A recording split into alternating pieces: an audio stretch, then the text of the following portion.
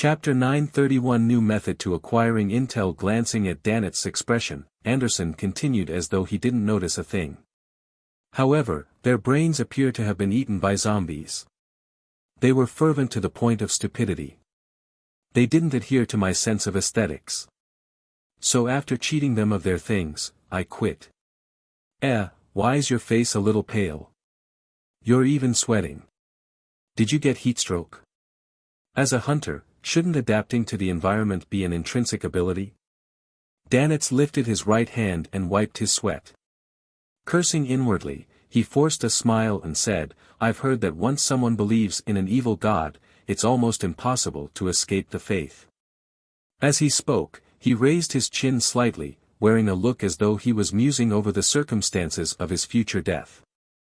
It didn't cross his mind that Gehrman Sparrow had just offended the Aurora Order and was being targeted by the true Creator's believers. He also didn't make the connection that he was believing in a suspected evil god, the fool. Well said, Anderson replied with a smile that didn't have the slightest hint of gloom. It's not like I have any true faith. Back then, the incantations I said were lines I modified from the God of knowledge and wisdom. Since they don't really enjoy using their brains, no, they don't even have that. As long as you superficially appear devout, any random excuse can be used to fool them. Without waiting for Dannett to develop the discussion further, he asked, Why are you suddenly asking about the Aurora Order? Dannett bit down on his roasted meat and slowly chewed and swallowed. After a deliberate pause of 20 to 30 seconds, he said, I just recalled something.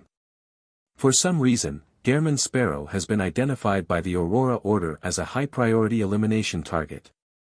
Oh right, there's also the Numinous Episcopate. And both you and me are known to have relations with him. You want me to be careful against the Aurora Order and the Numinous Episcopate? Anderson nodded in enlightenment as he chuckled.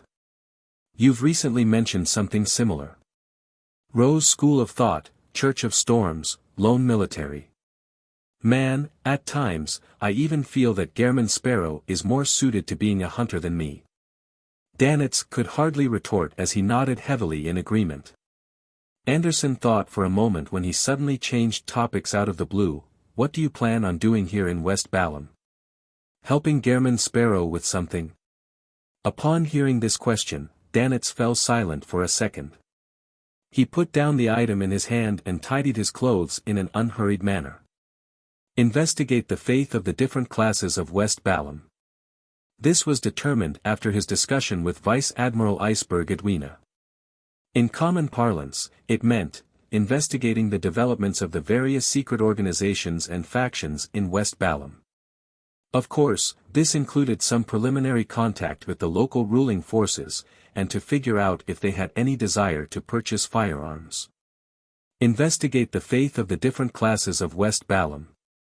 Anderson repeated Dannett's words as he reflectively raised his right hand to rub his temples as though he had a headache. After the end of the tarot gathering, and warning Admiral of Stars to take note of the Aurora Orders and Numinous Episcopate's investigations, with the best choice being seeking the Moses Ascetic Order's help, Klein busily finished the three-party transaction between the world, the moon, and the sun. He received £5,000 in return. After dinner, he bit on an unlit disguised smoke pipe as he read the papers. Then, he saw Miss Messenger walk out of the void to deliver him a letter. Leonard's. Klein reached out to receive it and noticed that Rionette Tinker didn't stay at all. She had rapidly returned to the spirit world. This also made him determine that Leonard Mitchell had already paid the mailing fee, hence, he took out his other hand and unfolded the letter. Ince Sanguil has appeared in East Balam. He's suspected to have met with Palenque Tisiblius from the Numinous Episcopate's artificial death faction. Ince Sanguil. Klein ruminated over the name as he slowly leaned back into his reclining chair. In the letter, Leonard wished that he could do some investigations in secret to figure out Ince Sanguil's motives. But the problem is that 0-08 has the characteristic of any mention of it will be known. Knowing of it also means being known by it. Besides, it's good at arranging coincidences, making people follow its directions without even realizing it. Under such circumstances, it's very difficult to avoid 0-08's notice while investigating in Sangwil. Not only is there no chance of success, it's also easy to expose myself. As Klein thought, he made Enzo walk behind him and begin massaging his shoulder. He read Leonard Mitchell's letter again, hoping to find more clues and incisive points for investigations from those few words. East Ballam. Numinous Episcopate. Artificial death. Palenque to Siblius. Why is in Sangwil looking for them for? Trying to find allies for the true mastermind behind the great smog of Backlund, that royal family's faction. Artificial death. Artificial death.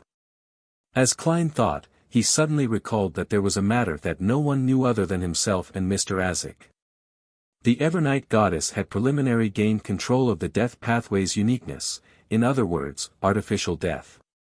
Presently, she was usurping, digesting, and wielding the corresponding authority. In other words, the numinous episcopate's artificial death faction's target of belief was, in a way, the Evernight goddess. After the authority was fully transferred and seized, they were bound to suffer a purge before slowly merging with the Church of Evernight. Or they might continue their work, making contact with the other numinous episcopate factions and other secret factions while unnoticeably cooperating with the Nighthawks. To Klein, this wasn't anything of importance. What was important was, that in an ancient text he found before, it mentioned, to artificially create death, a number of numinous episcopate members had to pray to the uniqueness daily, as though it was a true deity. It was an attempt to slowly awaken its sentience and allow it to come to life. Of course, this was only one part of the overall plan which wasn't critical. Then, could it be possible that when Palenque to Siblius prayed to artificial death, he had mentioned in Sangwil's motives and had sought blessings? But he will probably never imagine that artificial death has already been controlled by the Evernight goddess. Although it hasn't become part of her manifestation, it has already lost its freedom. From this angle, directly setting up a ritual to pray to the goddess might allow one to obtain in Sangwil's motives. That's quite possible. The more Klein thought about it, the more certain he was that his seemingly ridiculous plan would succeed. And as for the reason why this could become a reality, it was because the enemy's leader was their spy. After getting Enzo to stop massaging him, Klein slowly got up and paced about, considering if he should make the attempt, and if so, how. In Sangwil is a traitor of the church. He's an insult to all Nighthawks. If there's a chance to wipe him out, the goddess should be very willing to see it happen. She wouldn't mind providing some help. But the goddess is now in a critical stage of seizing the artificial death's authority.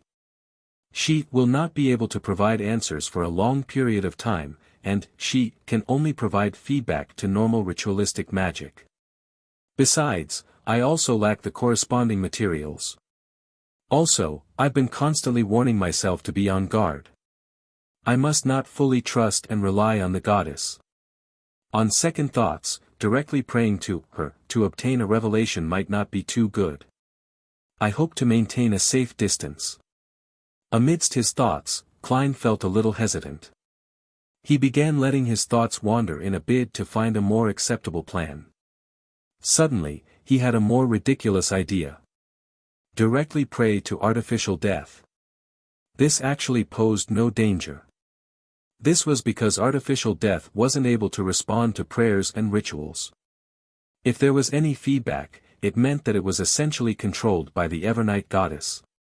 On the other hand, Klein had the feather produced and left behind from the artificial death project. He also had Azik's copper whistle. He didn't need to spend too much time to gather the ingredients needed to set up a ritual for a revelation. In addition, there's a layer in between us. I'm not directly contacting the goddess. Perhaps, this might even help her further seize artificial death's authority. Klein consoled himself as he began busying himself. He first used the sacrificial and bestowment ritual. He brought back the 2 remaining feathers and some full moon essence oil, night vanilla powder, and other items which he had not used in a while to the real world. Then, he modified the sacrificial altar and completed the first part of the preparations.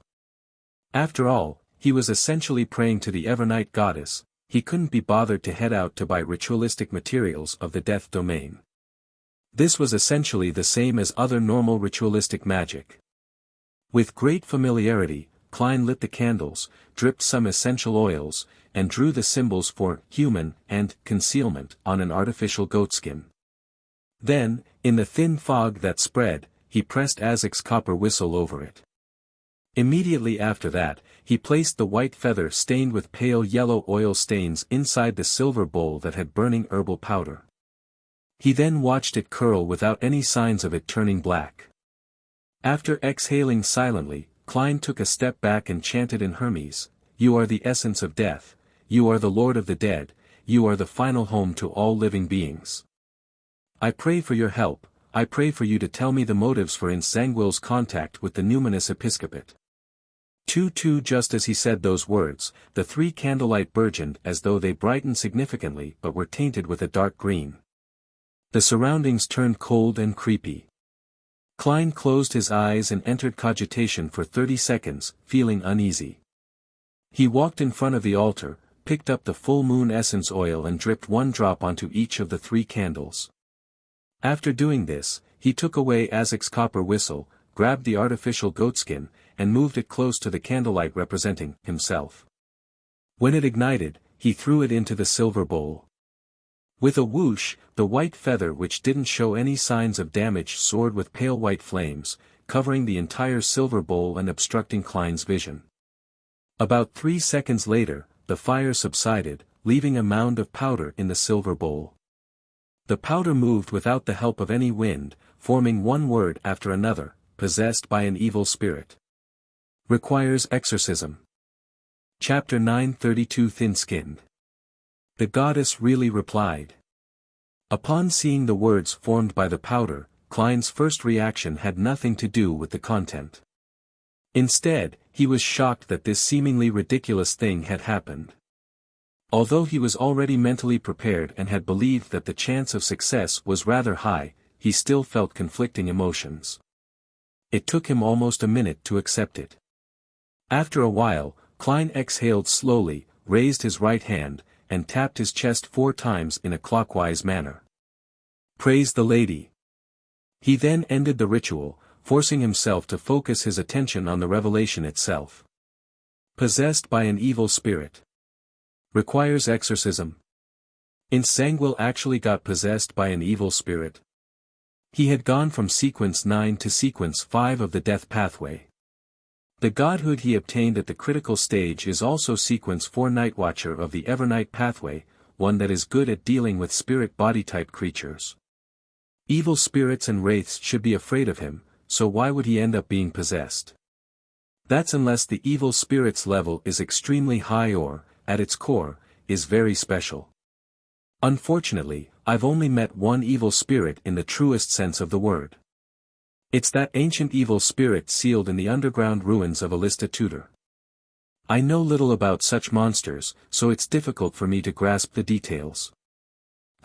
I can write to ask Miss Sharon. I can also get Little Son to find out more.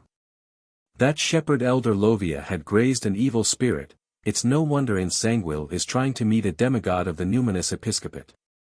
When it comes to exorcising evil spirits, aside from the Church of Evernight and Church of the Eternal Blazing Sun, the best would probably be the numinous episcopate.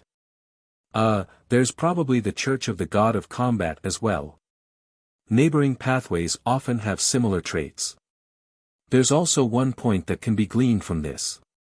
Insangwil doesn't wish for his possessed state to be known by the royal family faction and the demonist sect who are in cahoots with him. Otherwise, there's no need for him to come all the way to the southern continent. The two factions existed before the 5th epoch, and they have a long legacy. It's quite unlikely that they don't have a sealed artifact that can remove or exorcise evil spirits. Even if they can't find one, getting the demonist sect to contact the numinous episcopate is definitely safer and more covert than getting Insangwil to make the trip himself. As his thoughts raced, Klein unfolded a piece of paper and wrote, "The intel you have provided me made me connect certain clues from what I've previously gathered. And due to a particular great existence's help, this points to a clear conclusion: Insanguil is possessed by an evil spirit, and he's seeking the numinous episcopate's help. Just based on this fact alone, we can make several useful judgments. Insanguil will often manifest inconsistency in his words and actions. He will often deviate from his normal path, doing something we feel that is absolutely impossible for him to do, and to make mistakes we find incomprehensible. Before this problem is resolved, he will not stop having contact with the numinous episcopate. It might even become more frequent. Making investigations based on this might allow us to catch Insanguil by the tail. However, I believe we still wouldn't be able to lock onto him. The creation of coincidences from that great sealed artifact is insurmountable. Upon writing this, Klein couldn't help but recall his direct encounter with Insanguil. His own investigations didn't directly point to him, but it caused their ploy to nearly fail. Hence, Insanguil personally took action, sending a meteor falling from the sky in an attempt to kill Sherlock Moriarty so as to obliterate any clues. And he ultimately received Mr. Azek's help and escaped the dire situation, forcing Insanguil to step into the limelight and expose himself. Back then, if Mr. Azek had recovered to his former strength, Insanguil might already be dead. But to replicate such a situation and force him to appear before me is still extremely difficult. After all, back then, not only was there Mr. Azek, a death consul, and my use of the grey fog to foil the coincidences, there was also Trissy Cheek and the ring, which was suspected to be a grade O sealed artifact. Without her suddenly escaping, Insanguil wouldn't have been forced to personally take action. Klein deliberated as he wrote: if we can figure out the origins and primary goals of the evil spirit, there might be a chance of the situation having a favorable change. After writing the matters regarding Insanguil, Klein's heart stirred. Just as he was about to mention something else, he stopped his pen after writing the first few letters. He raised his left hand and pinched his cheeks. He appeared to be in a serious dilemma and seemed a little embarrassed. After muttering silently a few times, Klein finally smoothly wrote the rest. Even without that grade O sealed artifact's help, Insanguil is an enemy you and I are unable to face head-on. We need to make plenty of preparations. If you can provide me with some worms of time, I can use them to create high-level charms that can deal with demigods. It's called a fate siphon charm. It can swap the fates of yourself and the target for a short period of time. Putting down his fountain pen, Klein didn't take a second look as he quickly folded the letter and seriously sealed it in an envelope. He then took out the adventurer's harmonica and a gold coin before summoning Miss Messenger. He got her to take away the reply letter to Leonard Mitchell, but this time, it wasn't addressed to 7, Pinster Street. Instead, it was directly sent to Leonard's present address. With Leonard having just written the letter, Klein didn't believe that he had moved out of Rionette Tinker's detection range. After doing all of this, Klein heaved a sigh of relief as he shook his head slightly. Requesting the help of others is really a difficult task. It's even more so for someone as thin-skinned as me. He quickly retracted his attention and once again modified Enzo's and Ludwell's appearances. After all, they had been seen by Angel of Fate Ouroboros during their exploration of Calderon City. During this process, Klein suddenly had an idea. He planned on sending them above the grey fog and using the Spirit World Plunderer's true soul body for a disguise. The Spirit World Plunderer could make its soul avatars take the form of its true soul body, and it could also get them to disguise themselves as other Spirit World creatures. The Beyonder ingredient it left behind must have had such abilities.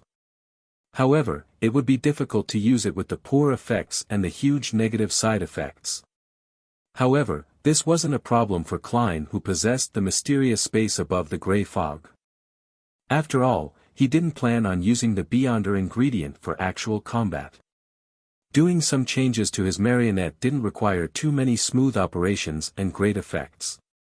Furthermore, this could be slowly adjusted. As for the negative effects that came from the godhood, it wasn't something to consider. Who wasn't obedient when left in the junk pile? After a series of tasks, Klein sat at the high-back chair of the fool. In his hand was the palm-sized spirit world plunderer's true soul body. Without looking down to look at it in detail, he extended his spirituality bit by bit into it. There wasn't much changes to the scene before him. It was still the illusory and dense black spirit body threads. However, when he tried controlling them, he discovered that not only could he control the marionette spirit body threads, but he could also let his spirit body threads extend out and penetrate into their bodies. When both sides established such a two-way connection, Klein suddenly felt that he and his marionette was one. All his Beyonder powers could be enacted on the other party through the spirit body threads, including his trick for changing his appearance and body.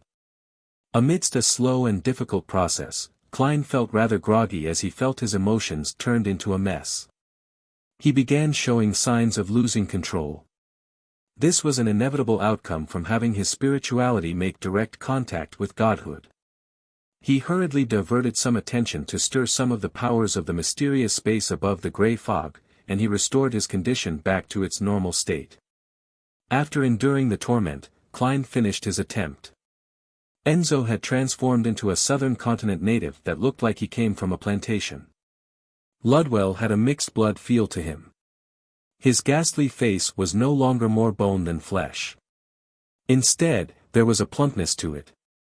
As for the silver mask that had the effect of placating the soul, there was no way of removing it for the time being.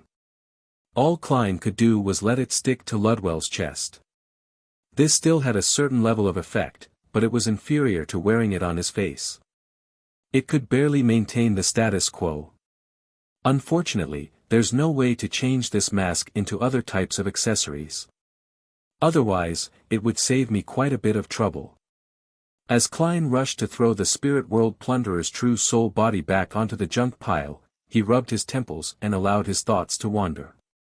Right, I still have a soul assurer Beyonder characteristic here that can be made into a mystical item to replace that mask. No, I've always planned on returning it to the church. I'll mail it to him when Leonard replies. After the discomfort slowly subsided, Klein took out his golden pocket watch and opened it to check the time.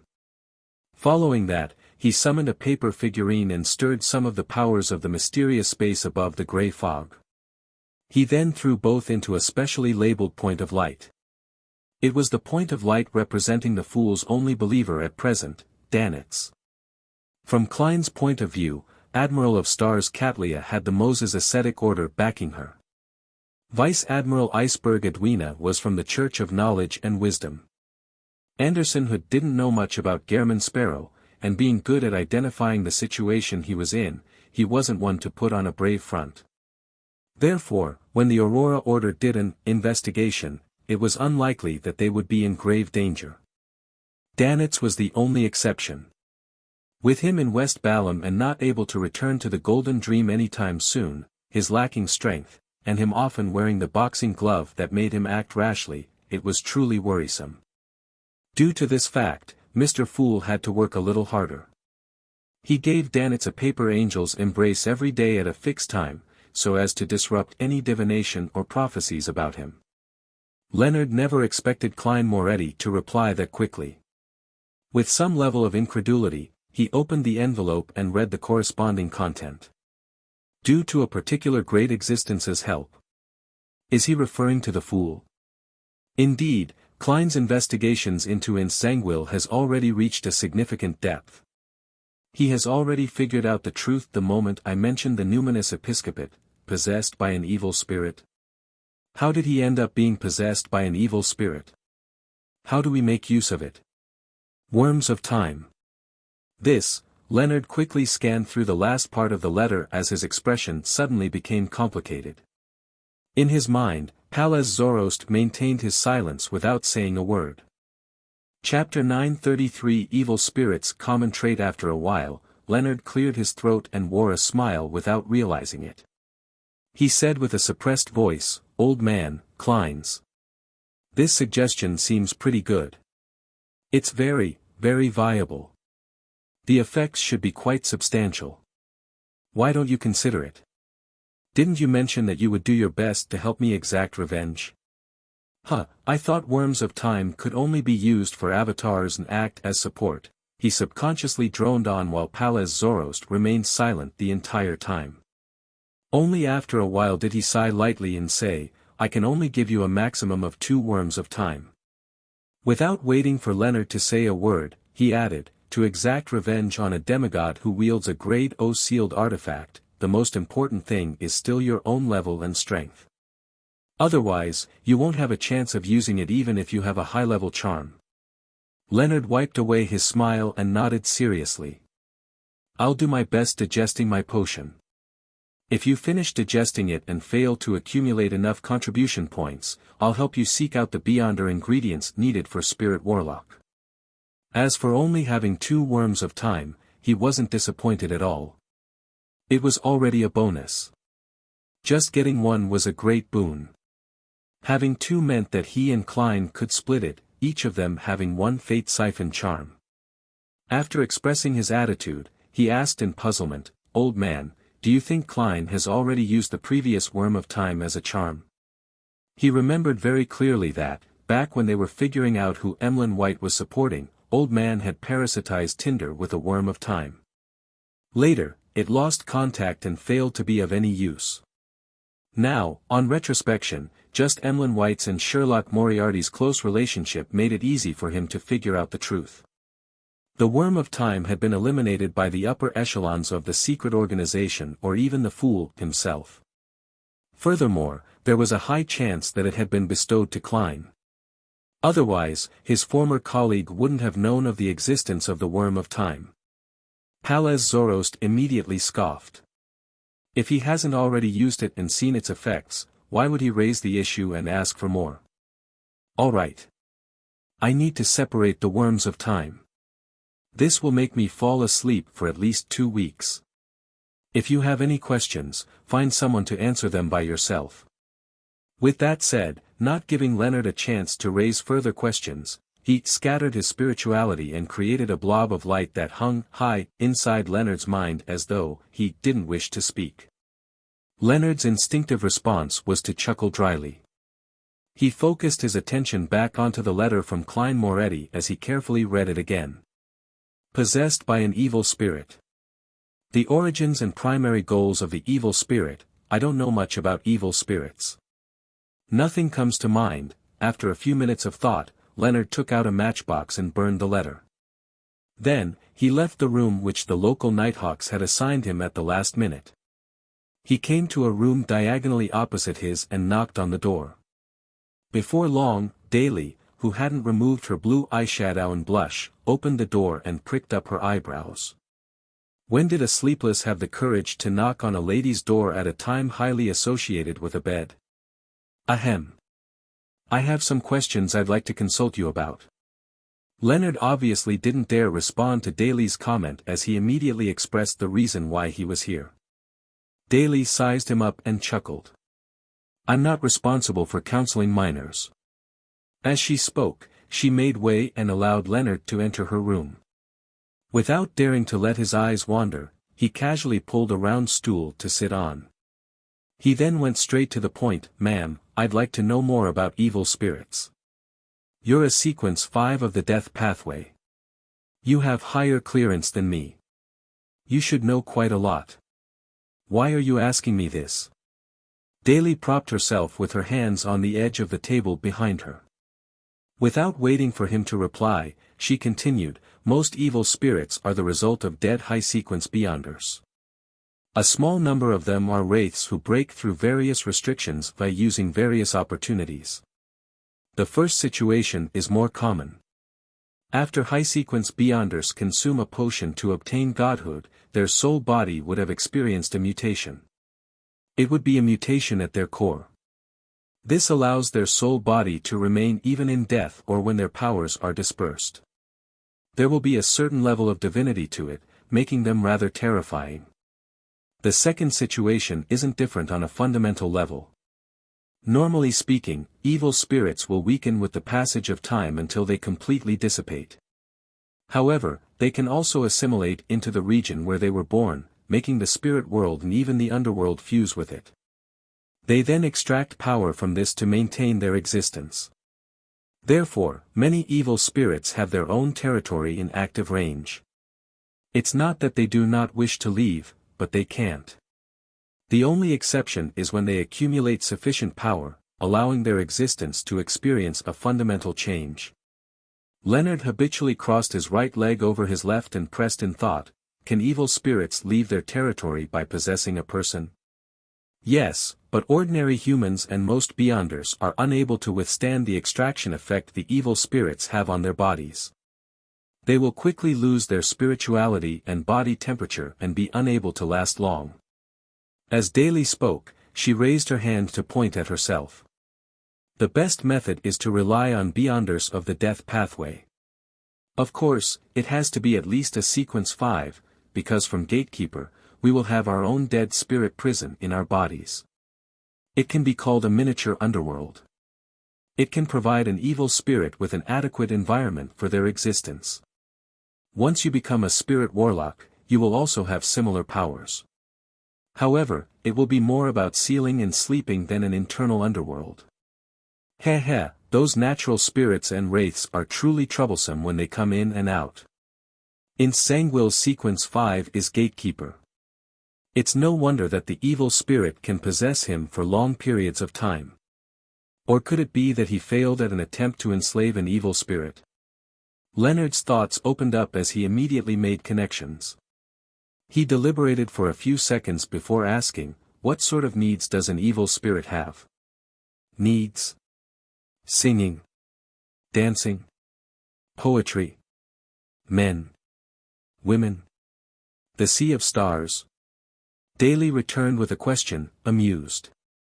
Leonard realized that his usage of words was problematic as he awkwardly ruffled his hair. I mean, what desires will an evil spirit have? That depends on what it desired while it was alive. Typically speaking, the remnant spirit will inherit the original obsessions, without being able to balance it rationally. If it were you, that evil spirit might attempt to write poems, imprison a group of spectators, and seek acknowledgement. Or it will do things in an ostentatious manner like the protagonist of a play, Daly joked. However, regardless of what it was while it was alive, as long as one becomes an evil spirit, they commonly desire two things. What are they? Leonard turned attentive. Daly shot a glance at him and said, first, it's to feed on the souls of living creatures. This can pleasure them, an innate pleasure that stems from the need to maintain their existence. In addition, a large number of souls will allow them to escape the restrictions of their territory in active range. It will replace the power provided by the spirit world and underworld. Second, it's to seek out beyonder ingredients from their pathway while they were alive.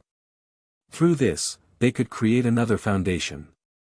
At a certain stage, the evil spirit would no longer need to draw on the powers of the spirit world and underworld.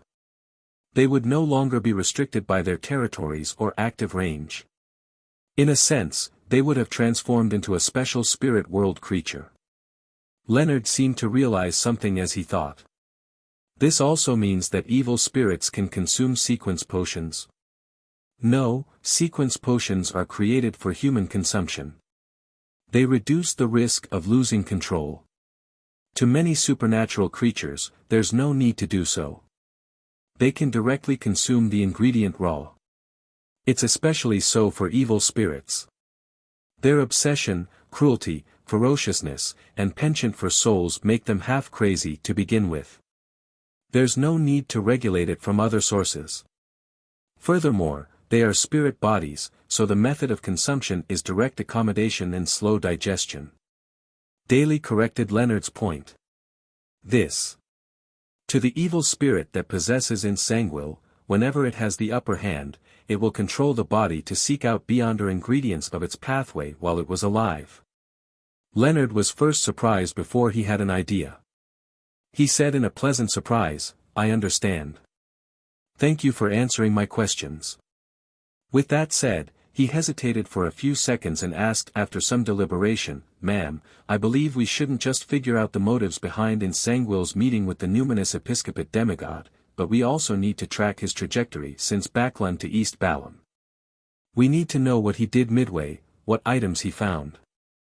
This might lead us to effective clues. Daly suddenly fell silent before she pricked up her brows and said, "Well said. But what does this have to do with evil spirits?" "Nothing. I raised the question so as to make preparations because I believe that since we are investigating the numinous episcopate, we might encounter evil spirits. The latter half was a suggestion I wished to make after the break. I just wished to talk to you about it beforehand." Leonard's mind raced as he slowed down his speech and fabricated an excuse on the spot.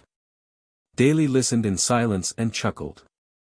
"If you actually work so hard to fabricate stories in front of other girls, you'll no longer be single with those looks of yours. Unfortunately, I'm not a clueless girl. All right, there's no need to explain further. Leave."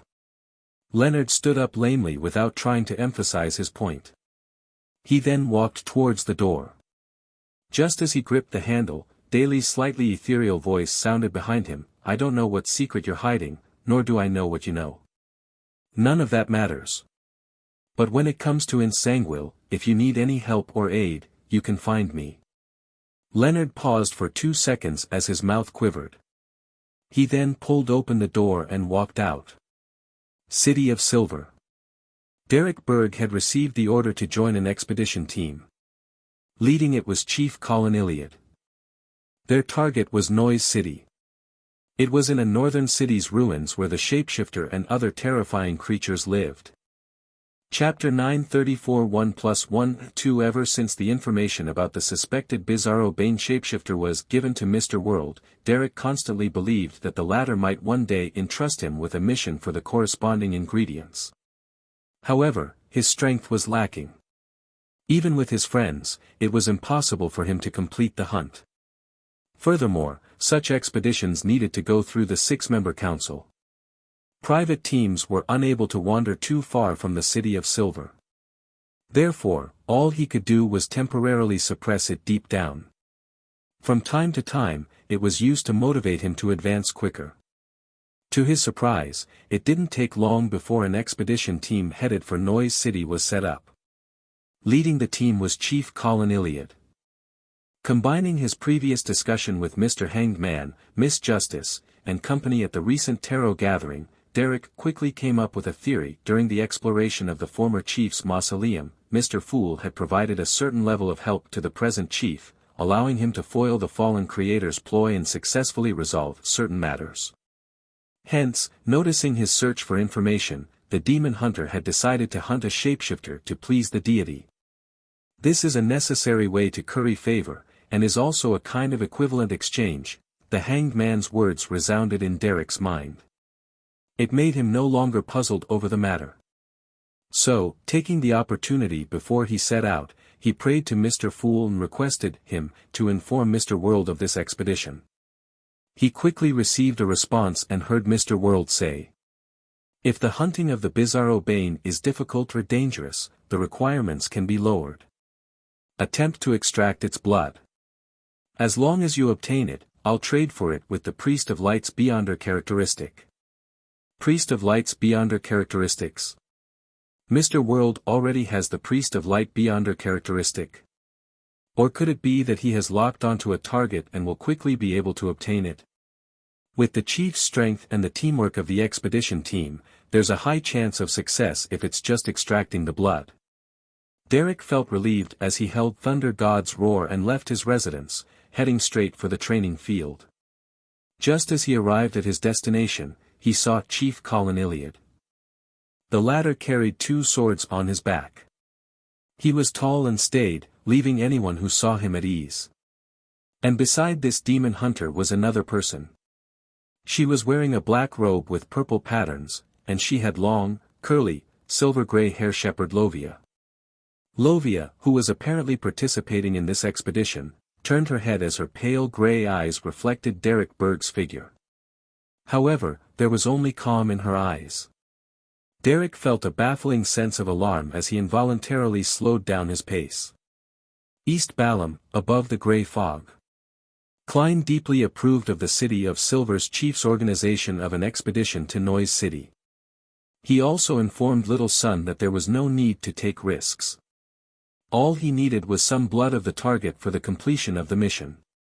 When the time came, he could smear the blood over Grozel's travels, bring all his gear, and challenge the Bizarro Bane on his turf, thus, obtaining the Beyonder ingredients he needed.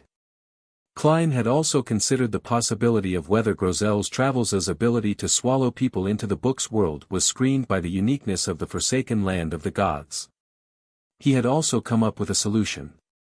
It was to bestow Little Sun with Grozel's travels. After achieving the goal, he could get Little Sun to sacrifice it back.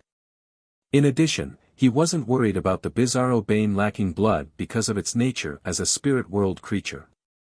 This was because the Bizarro Sorcerer Potion formula clearly wrote supplementary ingredients, 200 milliliters of a Bizarro Bane's blood. There are always more solutions than problems.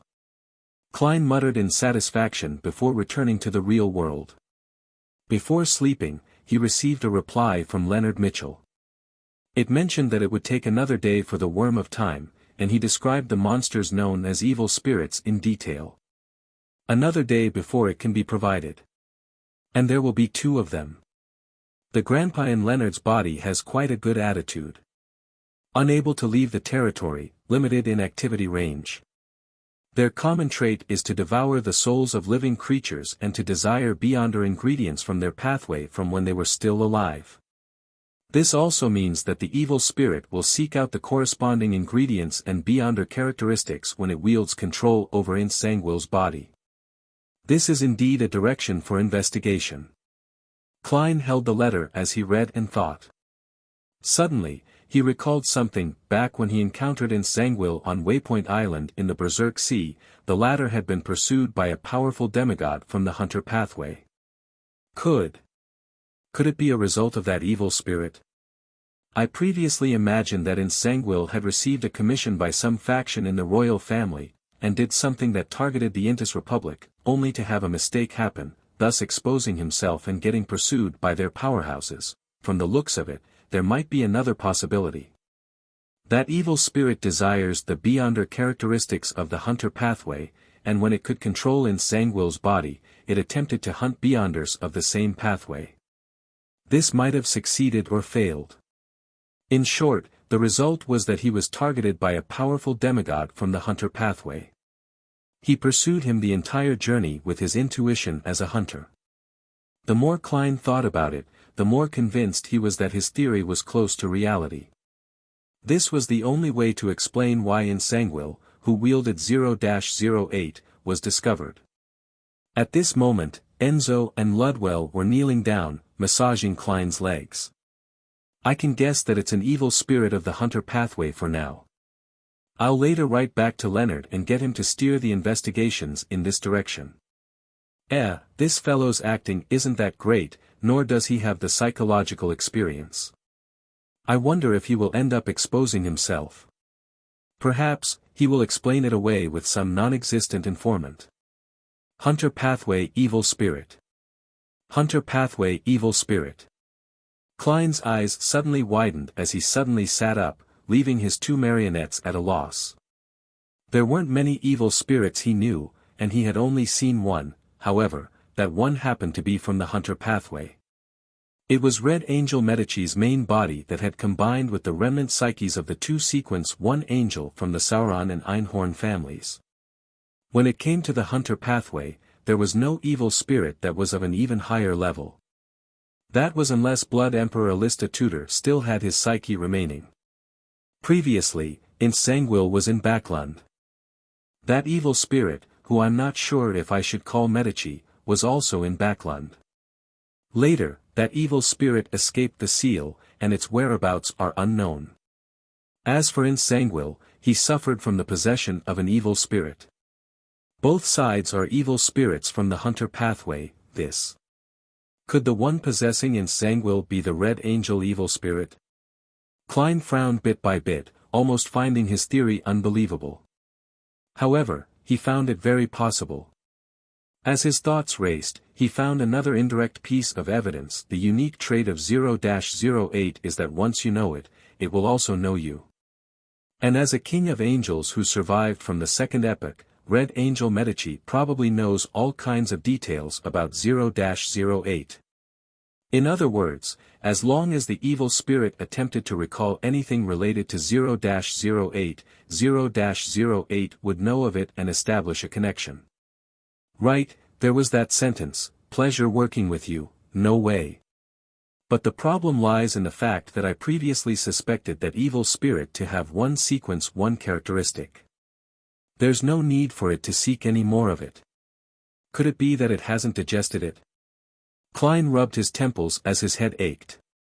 He stood up, entered his bathroom, and took 4 steps counterclockwise and headed above the gray fog.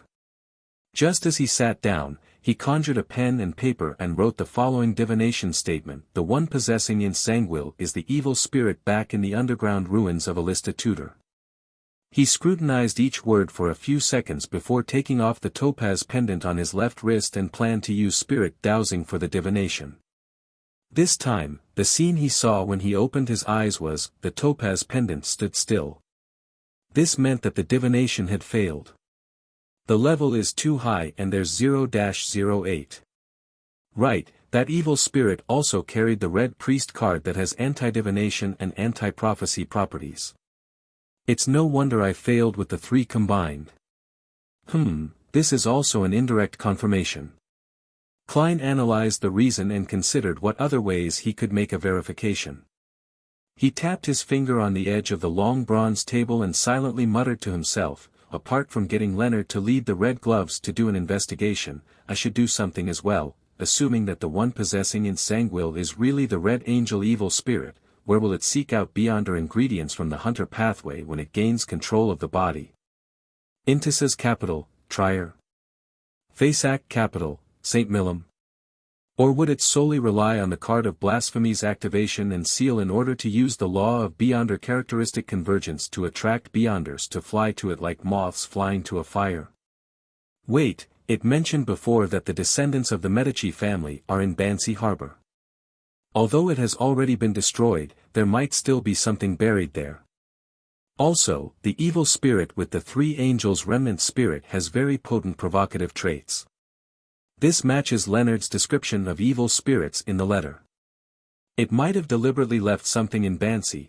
With this in mind, Klein immediately conjured the World German Sparrow's figure and requested the hanged man to head to Bansi once more to do a more thorough investigation. After doing that, Klein began contemplating. Once he confirmed that Insanguil had the Red Angel evil spirit in him, he wondered if he could use the law of Beyonder characteristic convergence as a starting point, enticing Insanguil into the trap he set up using the corresponding ingredients. Hunter pathway. Hunter pathway. Amidst his thoughts, Klein suddenly recalled 2 hunters who were loitering in West Balham. He frowned slightly and began analyzing. Although East Balham and West Balham are vast territories, and the distance between the city that Insanguil made his last appearance and the northern state is very great, he will probably take nearly half a month to travel, even as a demigod since he doesn't have teleport. In theory, Danitz and Anderson will not suddenly encounter the Red Angel evil spirit because of the law of convergence. Also, their sequences are too low, but I can't be too sure. West Balham, northern state, Kukua City. Danitz shot a glance at Anderson and blurted out. I'm going to do some investigations. Why are you following me? Logically speaking, shouldn't you head back to the Fog Sea at Barons Harbor?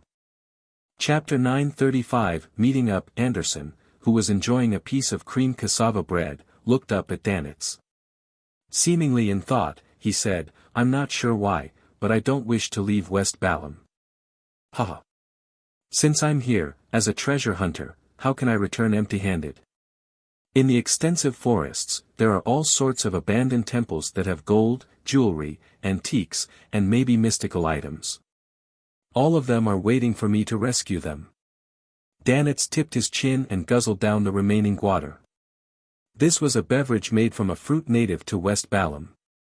It was orange-yellow in color with a sweetness amidst its sourness. It was good at quenching thirst and relieving heat. It also had some caffeine that allowed people to combat fatigue and stay awake. Putting down the cup and picking up his napkin to wipe his mouth, Danitz scoffed. I keep feeling as though you're up to something. I also hope that's the case, Anderson said with an unconcerned smile. He matched breakfast with coffee. In East and West Balam, there were many excellent coffee-bearing lands. They were just slightly less famous than Fainapotter's Highlander coffee, the Southern Continent's Highlander coffee, and the Star Highlands and the nearby Paz Valley's Fermo coffee. Without waiting for Danitz's reply, Anderson said with a smile, "Actually, isn't this good? I'm providing you with free protection, and you're my interpreter. Everyone benefits out of this arrangement." Recalling that he was only a Sequence 7 and was wanted by all kinds of factions, Danitz had a baffling feeling that Anderson's words made sense. He coughed slightly and said, "But there will be certain times when I'll get you to stay away." "If you say, please, then there's no problem," Anderson said in a relaxed manner. Danitz immediately hooded himself and walked towards the hotel's exit in preparation to begin today's investigations. Midway, he suddenly said, "Have you had such an experience? Often dreaming of an angel's descent, wrapping you in its layered wings?" "No, it's not only a dream. I occasionally will have the same hallucination even when I'm awake." Anderson glanced at the boxing glove Danitz was wearing. After pondering for a few seconds, he said with a smile, "Are you a believer of some secret existence? Or have you made contact with some ancient item?" Danitz's expression froze as he forced a smile. "If it were as simple as you said, I would have long guessed the reason." As he spoke, he brushed shoulders with the three men who came in before walking out. Anderson habitually sized up the passers-by to confirm his surroundings. Therefore, he glanced at the three men and realized that they were a master and two servants. The master was tall and his skin was brown. He had soft facial features, as though he had parents from Balam and Lone. He wore attire in the style of the Northern Continent silk top hat, black formal suit, and a gold-inlaid cane. The two servants were standard locals that seemed to come from plantations. They were helping their master hold his cane and leather suitcase. One of them was a mixed blood with a fleshy face and baggy clothes. On his waist was a rapier, as though he was also playing the role of a bodyguard. Unconcerned, Anderson retracted his gaze and followed Danitz onto the street. He pointed at the different styled coffins that were horse-drawn or manually lifted with piqued interest. "Want to try one of those? It's very interesting. Once you get used to it, you will realize that death isn't something to be afraid of. Perhaps you might be able to open the lid at some point in time and stand up again." Danitz looked at the strange transportation tool through the corner of his eyes as he didn't hesitate to shake his head. "As a pirate, I more or less believe in the Lord of Storms. Certain things are taboo, and one of them is to stay away from coffins. I'm different. I don't have any taboos." Anderson casually took out a few Delexi and bought a few sets of newspapers from the paperboy on the street. It had to be said that when it came to paperboys, the various cities in the Southern Continent weren't inferior to the Northern Continent. After all, manual labor was cheaper, and there were many children who needed to supplement their family's income. As Danitz walked to the end of the street in search of a carriage meant for foreigners, he took a copy of the newspapers from Anderson and quickly browsed through it.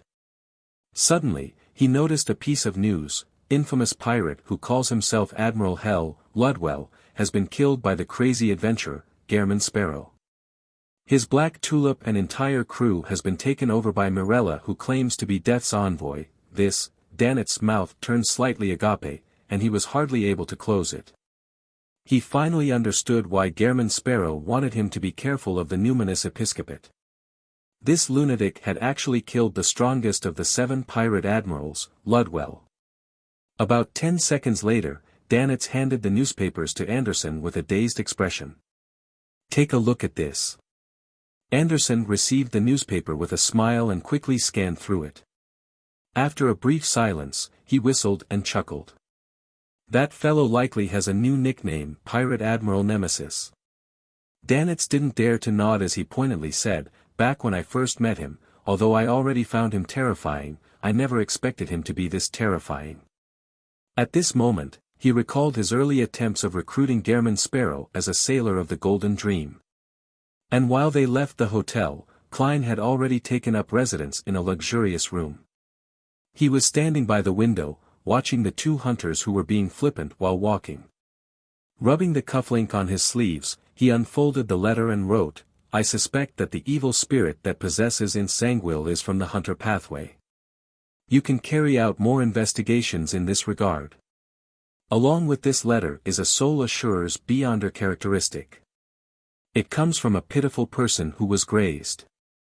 I liberated him and promised to return his characteristic to the Church of Evernight." In East Balam, having just prepared to join the morning meeting, Leonard suddenly saw the angel messenger who wielded 4 blonde, red-eyed heads appear before him. Already used to this, he received the letter and opened it and gave it a glance.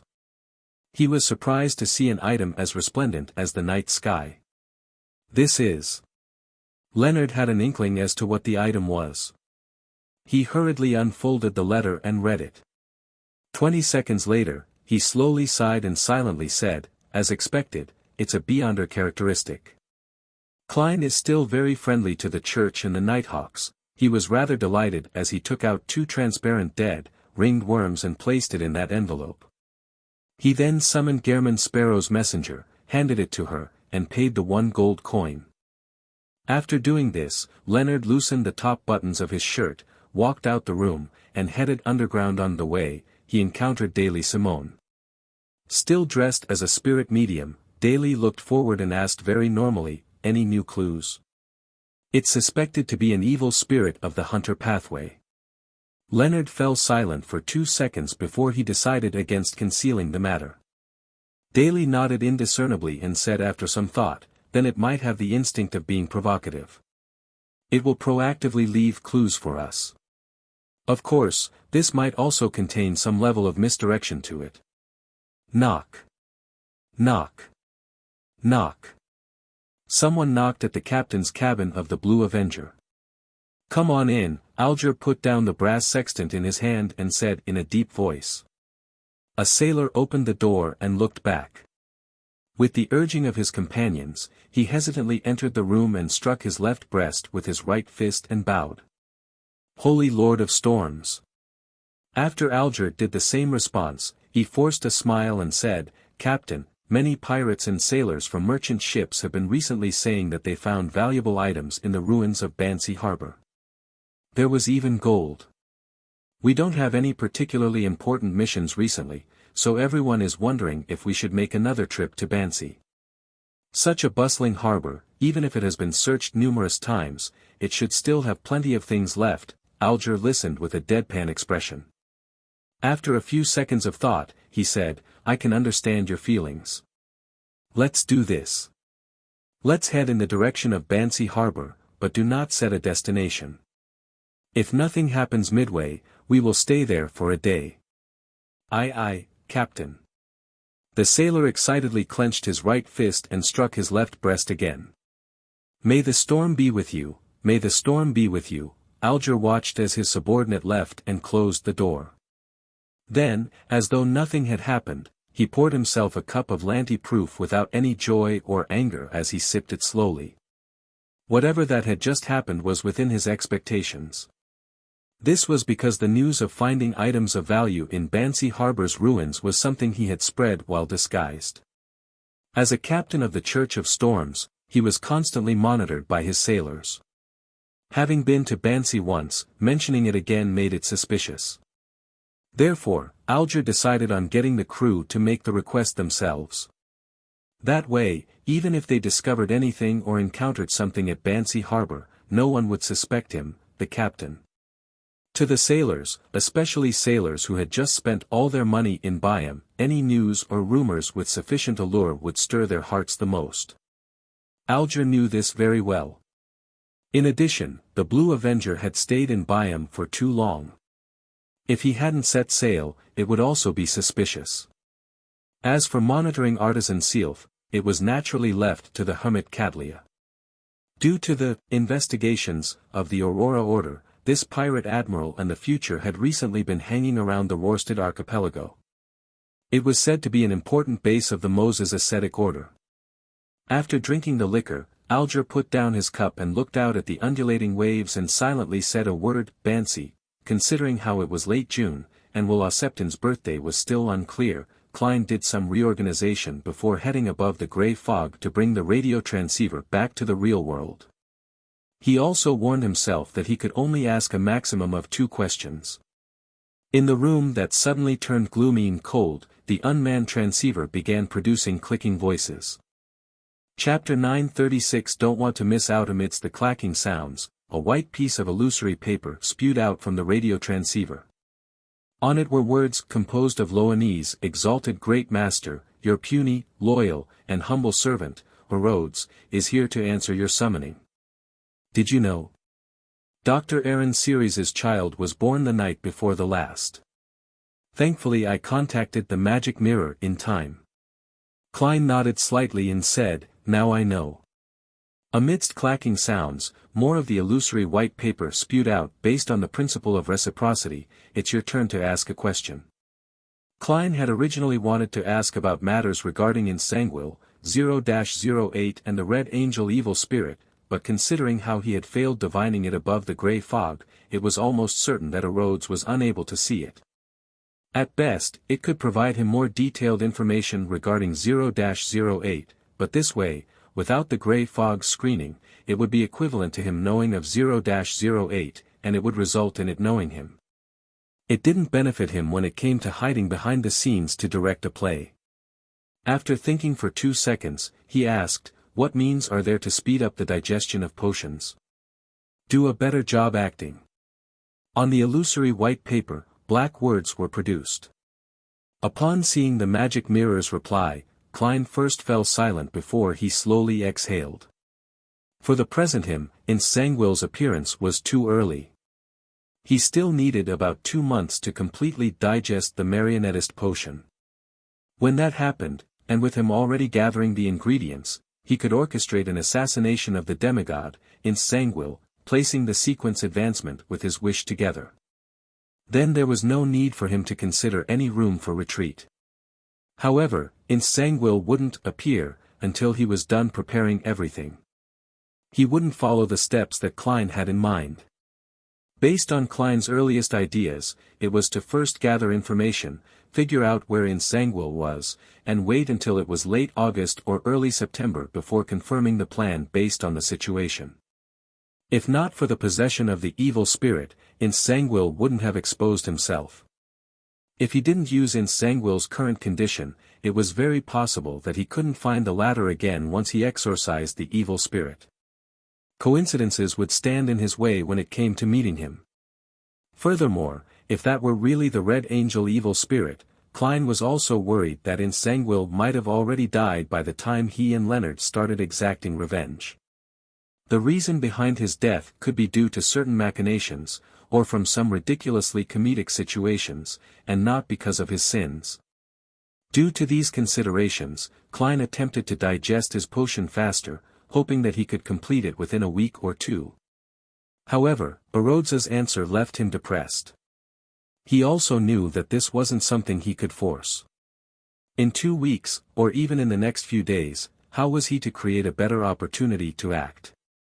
In his silence, Klein had already made up his mind. He didn't plan on tying the 2 matters together, and from the beginning, he wanted revenge against Insanguil as his primary goal provided there was a chance of success. He didn't wish to miss this opportunity. Although it had only been about 10 months, less than a year since the incident at the Blackthorn Security Company, it felt like a very, very long time, so long that he didn't wish to wait any longer. Catching a glance at the gloomy radio transceiver, Klein thought before wearing a stern look, he asked with a deep voice, back when I used the winner marionette to look at myself, I learned why Beyonders of the Fate pathway will have such a reaction when facing me. Now, I would like to know what you see when you look at me. This question was a bolt out of the blue that seemed to echo in the room. The radio transceiver suddenly fell silent, and the clacking sound sounded after quite a while. A black illusory piece of paper spewed out, and on it were ghastly white words, I see support and dominance from you. Are you satisfied with such a question? Support, dominance. What does that mean? Klein had planned on pressing on, but he believed that Rhodes was unlikely to explain it too clearly because it lacked the required knowledge. Realizing that the mother tree of desire was about to find him if he kept this up, he nodded and said, "Acceptable. That shall be all for today. You may return." The clacking of the radio transceiver became increasingly brisker as the paper that appeared was white again. "All right, great master, goodbye. Your loyal and humble servant, Rhodes, is constantly at your service." This time, the magic mirror seemed to forget to add a hand-waving drawing. That was quite a quick escape. Klein mumbled and immediately took 4 steps counterclockwise and entered above the grey fog. He conjured the world Gehrman sparrow and informed the hermit Katlia that the mythical creature blood she needed was ready. She was to provide the means to regain a certain amount of strength during one's weak stages as quickly as possible. Before long, Katlia set up a ritual and sacrificed an item to the fool and requested this mighty existence to hand it to the world and tell him that the principle of the item's effect was to temporarily borrow a portion of one's strength from their former self. This sounds familiar. It sounds like the powers of the Seer Pathways Sequence 3 scholar of yore. The fool Klein was surprised as he picked up the item that Mam Hermit had sacrificed. It was like the end of a cane with a long transparent gem embedded on it. It was carved with complicated, mysterious, indescribable, 3-dimensional symbols and magic labels. Klein recognized 2 of them. One was the incomplete pupilless eye, and the other was the incomplete contorted lines. Could this be an item that really points toward Sequence O the Fool? But isn't it a little too complicated? This cane feels really familiar. It's like the crystal ball little son had used when he prayed to me. See, could it also correspond to another crimson star? Klein looked out the ancient palace with an odd expression, but all he saw were illusory stars suspended in the infinite grey fog without any signs of abnormality. With the fact that such items were one-use items like charms, he abandoned the idea of experimenting with it. All he could do was summon some paper from the junk pile and seriously record down the complicated and abnormal symbols and magic labels on the cane. Lone Kingdom, Backlund, Dr. Aaron's residence. A maid was inside the master bedroom, taking care of a soundly sleeping infant. Downstairs, the banquet which had many guests attending had reached the midway mark. Suddenly, in a corner, 3 figures quickly materialized. Leading them was a man in a silk top hat, black formal suit. He was none other than Klein Moretti, who hadn't disguised himself. He tossed out a charm and muttered an ancient Hermes term, crimson. The dark red flames flashed, and amidst a light explosion sound, soothing powers emanated out. The maid fell asleep instantly, collapsing onto the bedside into a deep sleep. Klein made his 2 marionettes stand in their spots as he walked to the infant's cot and cast his gaze inside. It was a child wrapped in silver silk. His skin was very fair, and he was fleshy with layer after layers. This infant showed no fear towards the stranger as he looked straight at Klein with his eyes wide open while sucking his fingers. Ahem. Klein couldn't help but smile as he took off his hat and bowed. Congratulations on being born. You should say that to my parents. The infant pulled out his fingers and spoke with a bright voice that didn't match his age. Klein chuckled and didn't harp on this meaningless topic with the snake of fate. He went straight to the point. I brought the method that allows you to regain a certain amount of strength during your weak stages. You can now give me that drop of placenta blood. Will Septon opened up his fleshy palms and said, let me take a look first. How do you know that the method is an item? Klein couldn't help but ask in puzzlement. Will Septon scoffed. An intuition of fate. It's like you didn't say a thing. Klein moved the cane from behind him forward and handed it over. The infant held it tightly and glanced at it twice before raising its voice. This can only be used once. That's right. Only once.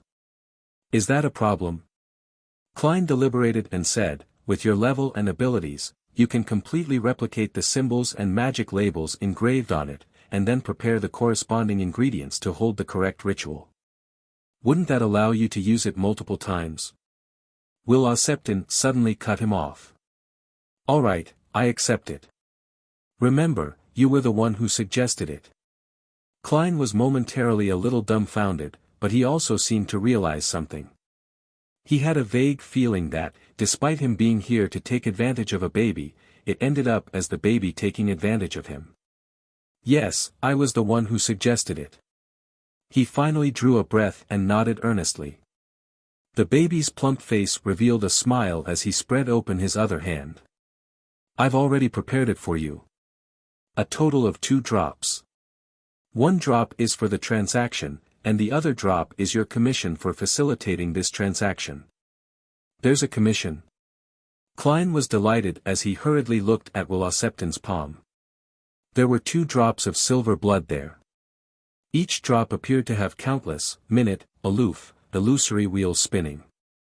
They formed a belt that had its head connected to its tail.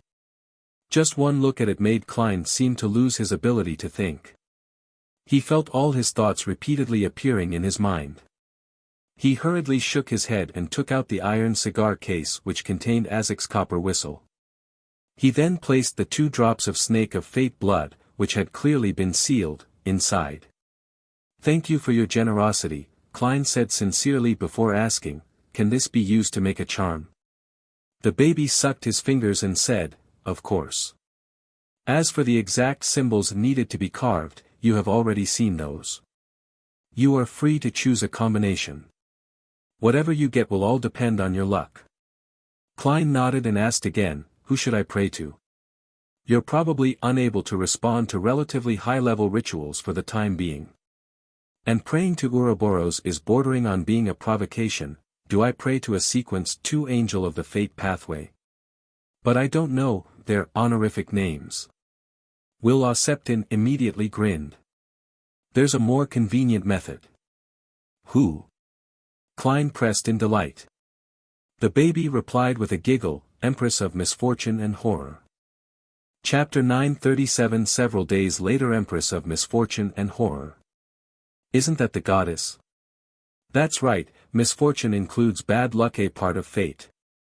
The goddess has the corresponding authority and can naturally give a response. By giving this suggestion, doesn't it mean that, in Will Septon's eyes, he has always suspected that I'm Evernights blessed, it's just that I didn't notice it myself. It's the same as the answer I received about how I should get the high sequence Beyonder potion formula of the seer pathway. He is even more certain after what happened at St. Samuel Cathedral.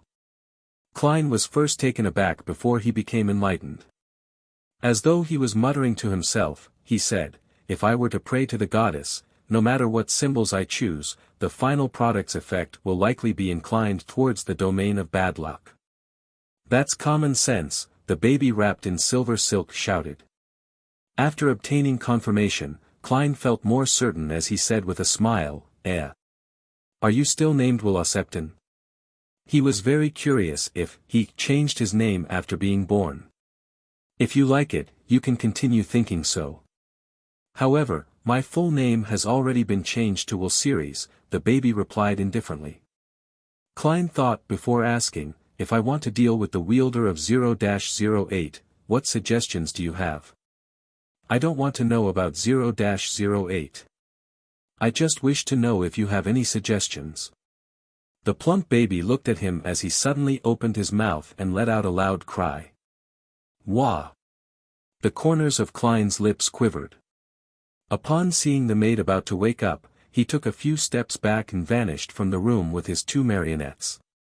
Roarsted Sea. On the Future, which was docked in the Biome Resistance's private harbor. Katlia, who was holding a ritual, saw a drop of silver blood fly out of the illusory door that manifested itself from the candlelight.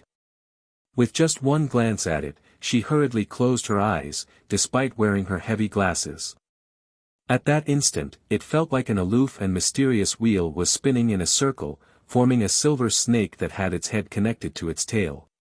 This made her repeat her previous thoughts as she thanked Mr. Fool 12 consecutive times before returning to normal.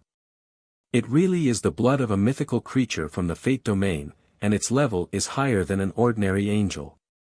Cadlia ended the ritual in delight, and she took out a container she had prepared ahead of time, placing the drop of silver blood inside.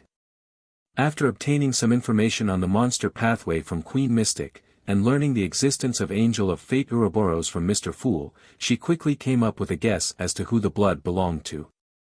Perhaps it's the one from the Life School of Thought. Or there might be another sequence 1 angel. Regardless, Mr. Fool is able to use at least 2 angels in the real world. Along with that ancient bane that I can't be certain of, aside from the lack of sealed artifacts, the faction that believes in Mr. Fool is enough to match that of Orthodox churches. Even the element Dawn and Moses ascetic order can't compare, as expected of an awakening ancient god. Increasingly filled with awe, Cadlia drew a gasp and began considering her matters. Her other preparations were rather smooth sailing. Without any accidents, all she needed was to wait a month or so to attempt advancing to sequence 4 to obtain godhood. Overcast with heavy, black clouds, silver lightning would occasionally streak across the sky, illuminating the desolate plains and the winding rivers that ran dry. And in the middle of the plains, where the river made a half-circle, black, stacked shadowy outlines loomed. It was a lifeless city. After several days of traveling, the team led by the chief of the City of Silver's 6-member council, demon hunter Colin Iliad, finally arrived at their destination Noise City. The team was a small one. Excluding Colin, there were only 4 other members. They were the 6-member council elder, Shepherd Lovia, 2 Sequence 5 guardians, Leger and Gonlin, as well as Sequence 6 notary, Derek Berg. The overall strength of the team wasn't weaker than a complete expedition team, it was perhaps even stronger.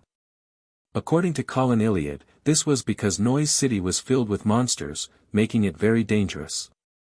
Shapeshifters were adept at disguises, and they enjoyed making use of the trust between teammates. Therefore, the smaller the expedition team, the better. And since there were fewer people, there was undoubtedly a need to prepare it with a stronger team. As they watched the city in front of them which was covered in mist, one that couldn't be lit up despite the lightning, demon hunter Colin drew the 2 swords on his back. Unhurriedly, he slathered a silver-gray ointment on one, and a golden liquid on the other.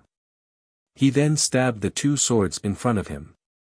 He then removed 3 small metal bottles from a hidden compartment on his belt, pulled out the stopper, and gulped the contents of the potion. Meanwhile, Leger and Gonlin had made preparations for combat. Derek Berg held his hammer with one hand as he opened up his other palm. With a solemn tone, he said in Jotun, "God says it's effective." Silently, Colin Iliad and company felt that the consumed potion, the conjured dawn, and the slathered ointment had been significantly augmented. Right on the heels of that, concentric rings of warm light emanated out, endowing the expedition team with courage and strength. After Derek used Holy Oath to boost his agility, Colin shot a glance at Lovia, who was holding an animal hide lantern and standing silently observing. He then turned his head to point at the perimeter of Noise City which was more than 10 meters away. He said to the teenager who was once again a little taller, "Use your ability to light up the streets ahead." After saying that, he surveyed his surroundings and added, "Once we enter Noise City, make sure we do not separate." A few days ago, I had already introduced the more active monsters that hide away in the darkness in this region. All of you should be aware of how separating will be utilized by the shapeshifter. Gonlin was a beautiful, female warrior who was 2'4" to 2'5" meters tall. Upon hearing that, she thought and asked, "Then, should we make use of this to hunt the shapeshifter?" "It's best that we do not do so. It's just too dangerous.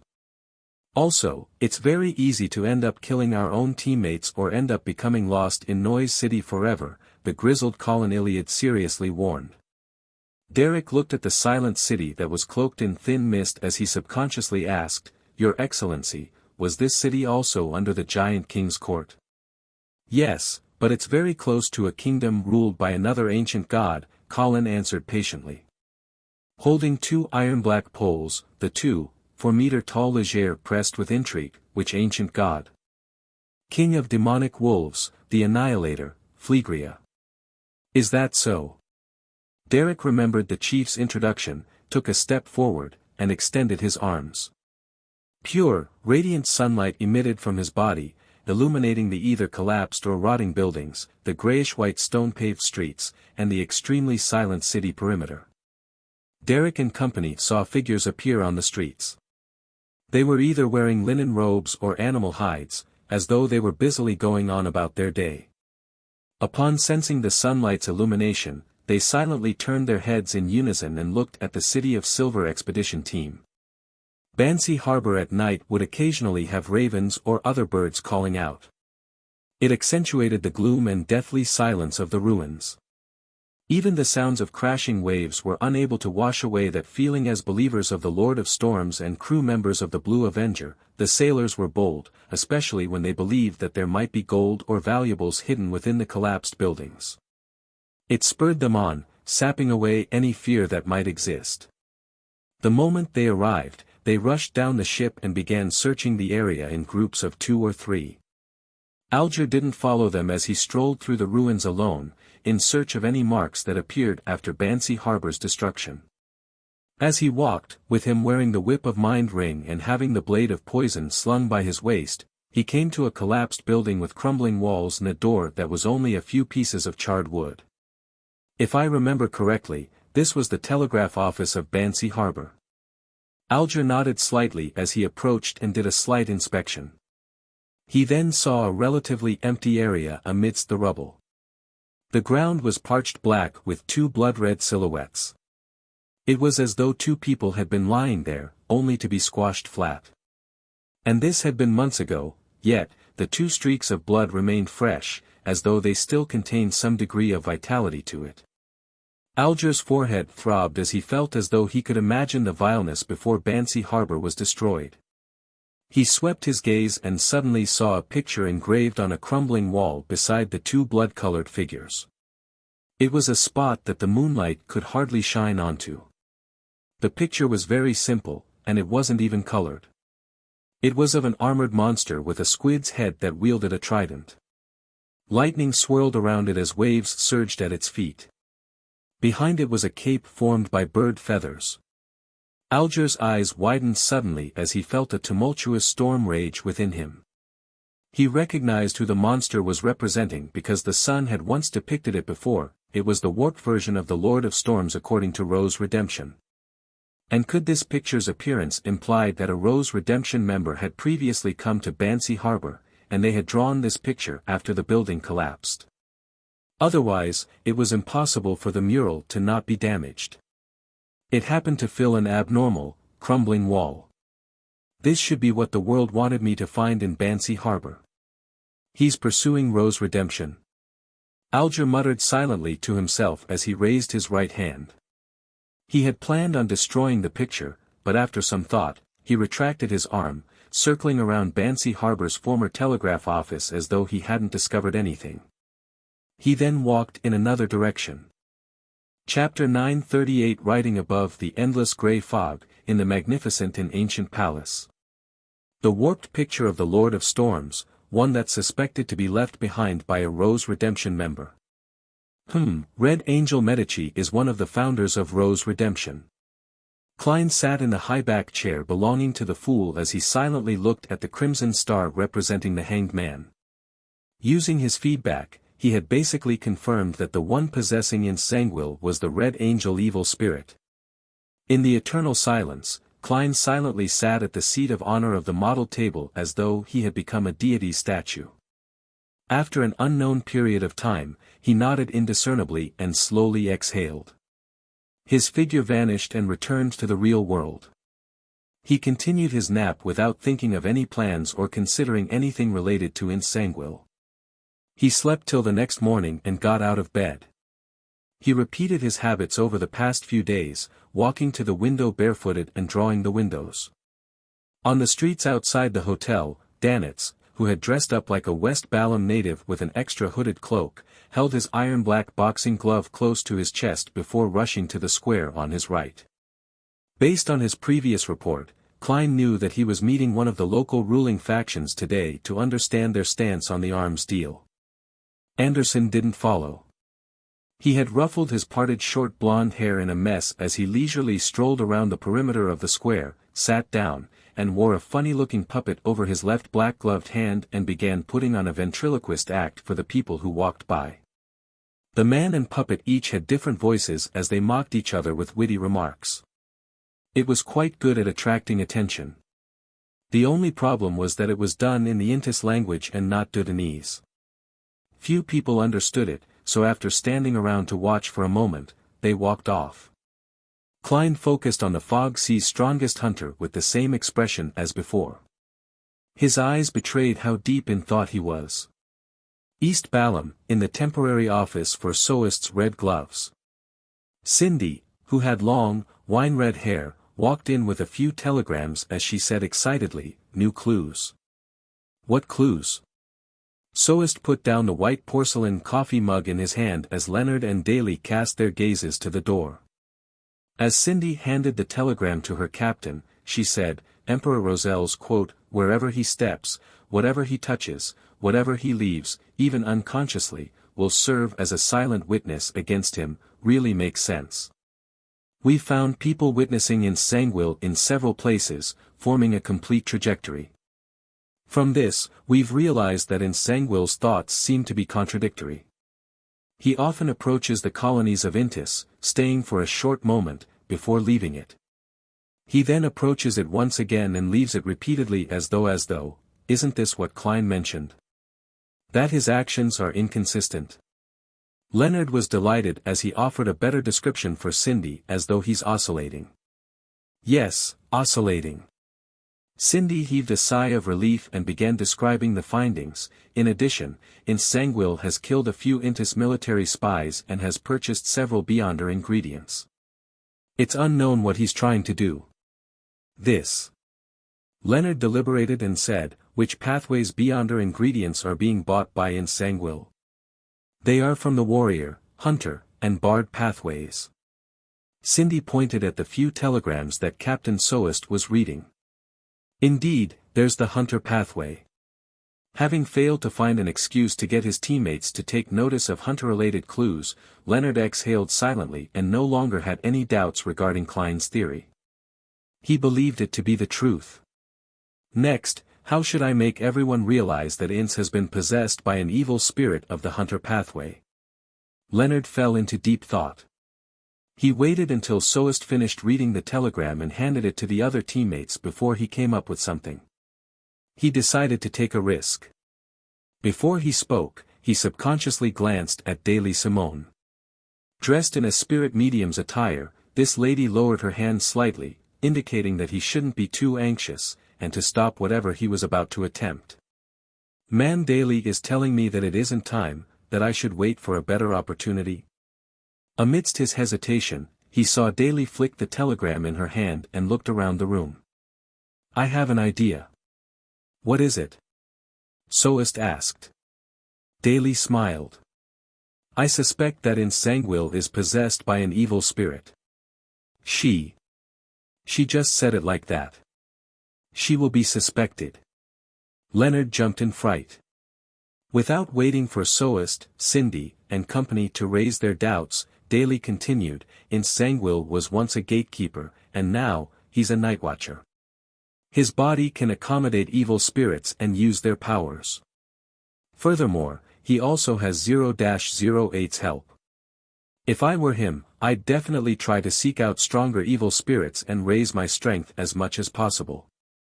This way, before he obtains complete control over the evil spirit, there will be backlashes. Sangwil will take actions that seem contradictory. This can explain what's mentioned on the telegram. In addition, haven't we been puzzled as to why Sangwil has been trying to contact important members of the Numinous Episcopate, and we had come up with various theories. Perhaps getting them to help him exorcise, purify, or completely control the evil spirit is his goal. Soist thought for a moment and deliberated over his words. "That possibility cannot be ruled out, but this is fundamentally a subjective theory of yours. How did you come up with this? Which details gave you the inspiration?" Leonard became nervous as Daly chuckled. "This is a woman's intuition.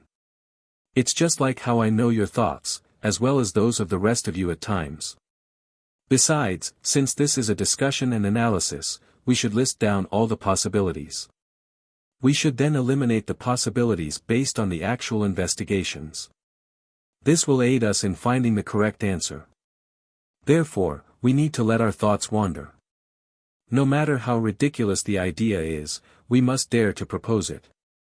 From the various details we obtained from our feedback, I believe my theory is the most likely one. Ma'am Daly sure is good with words. At least, she has convinced me. She raised the theory of an evil spirit's possession to protect me and direct the risk towards herself. On this matter regarding ensanguine, she seems willing to take on everything.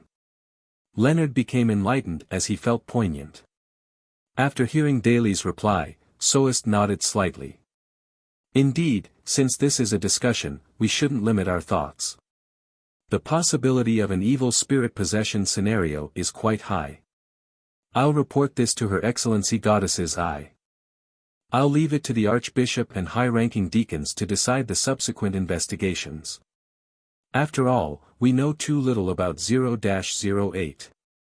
The Red Gloves team led by Soest discovered ensanguine's abnormalities from the feedback from various telegrams.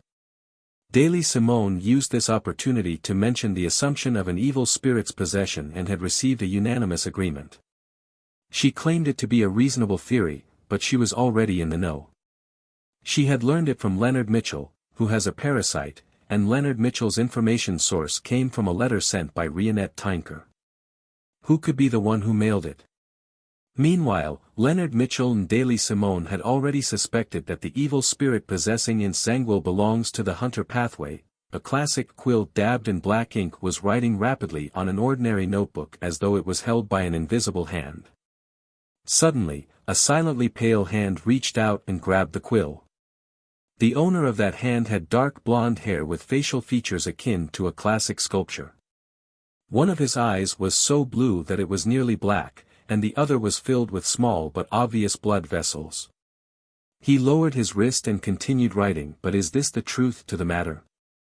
Will everything develop according to what Daily Simone, Leonard Mitchell, and Soest's Red Gloves team have in mind?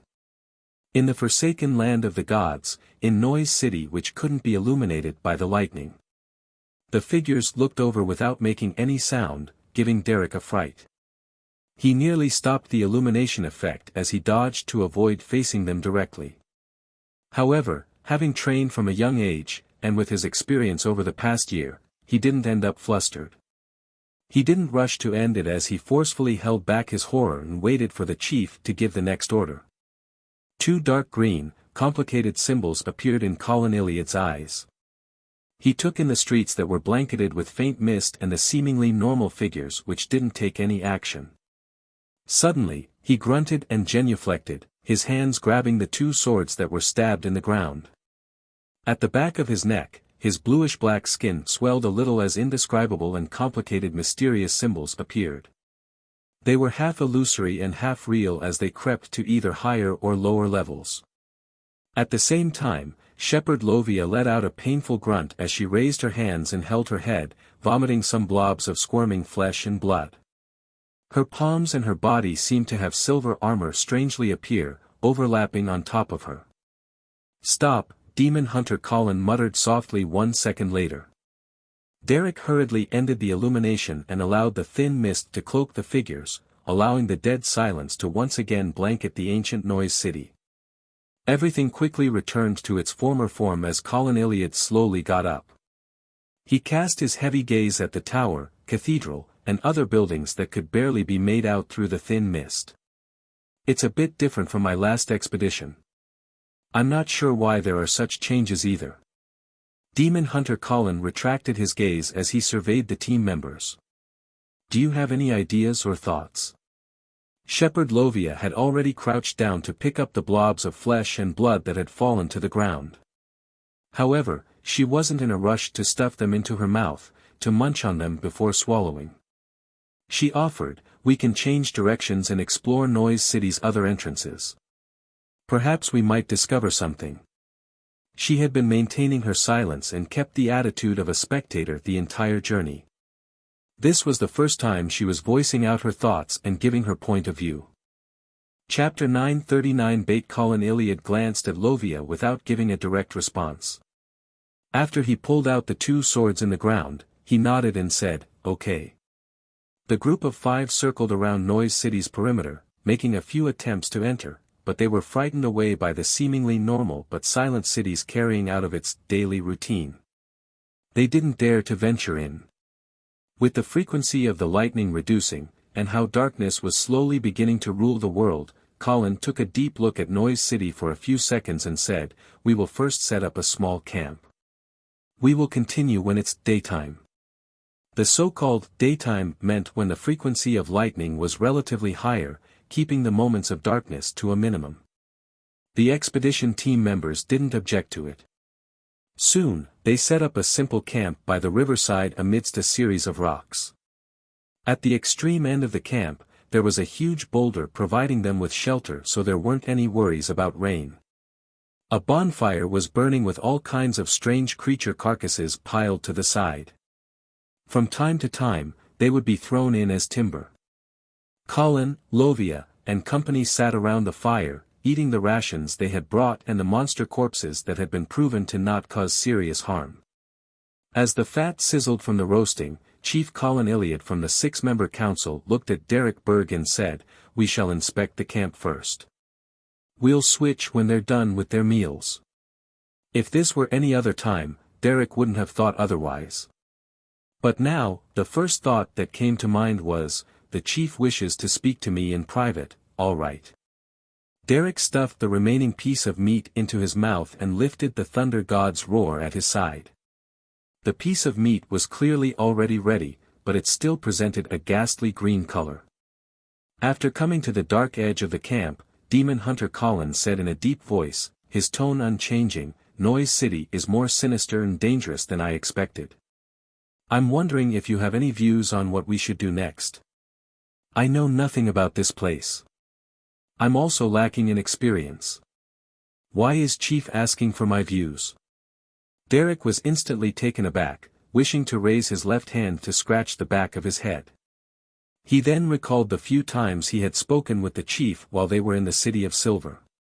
He recalled Mr. Hanged Man's analysis of the hidden context in their conversations as he suddenly realized something. Chief is giving me a hint. He's trying to tell me that Noise City is more sinister and dangerous than he expected. The difficulty of hunting a shapeshifter far exceeds his expectations.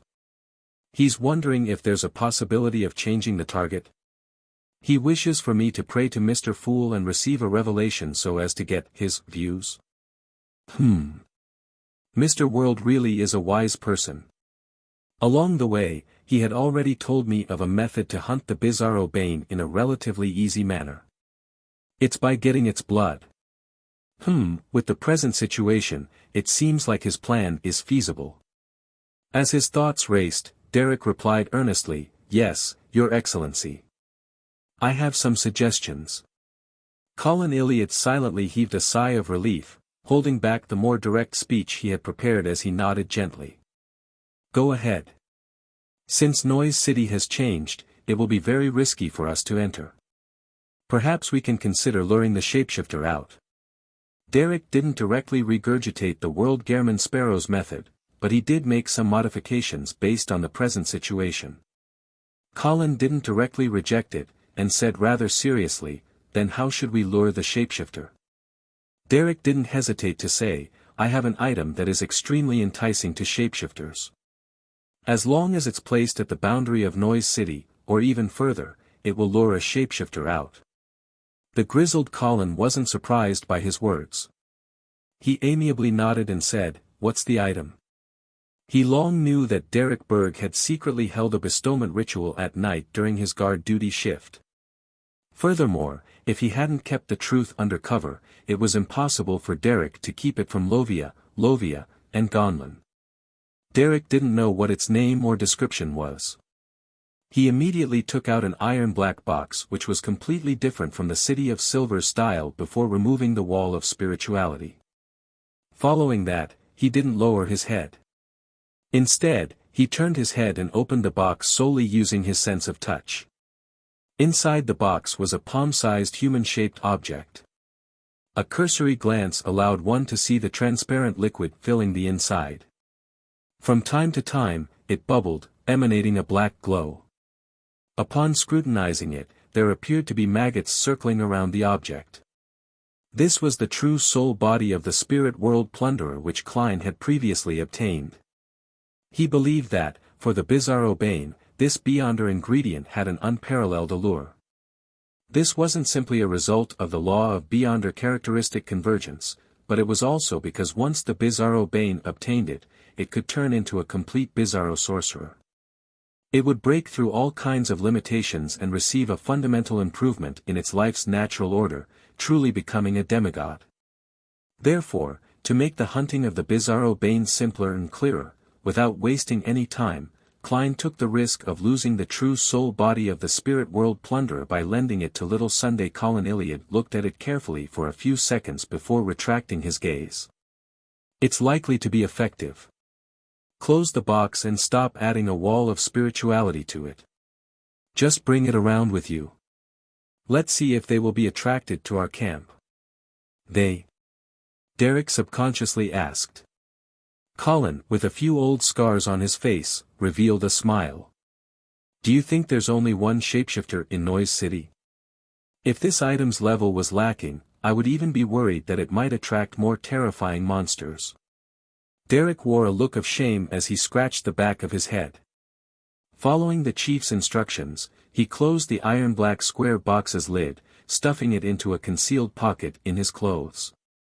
In the patrol that followed, he kept a high level of vigilance, but no shapeshifter attacked. After a while, Lovia, Leger, and Gonlin took over their mission as Derek sat back beside the warm fire. At that moment, he heard cawing as 7 to 8 red-eyed ravens flew over and spiraled in midair. This brought about an indescribable sense of horror. Colin Iliad drew his sword and looked up. Suddenly, his heart stirred as he quickly cast his gaze to Derek Berg. On both sides of the bonfire, 2 brownish yellow-haired youths who had childlike looks and were nearly 9 meters tall were staring at each blankly. Colin's eyes narrowed as he immediately shouted, "Illuminate." One of the youths was taken aback. After a moment of enlightenment, pure, warm sunlight was emitted from his body.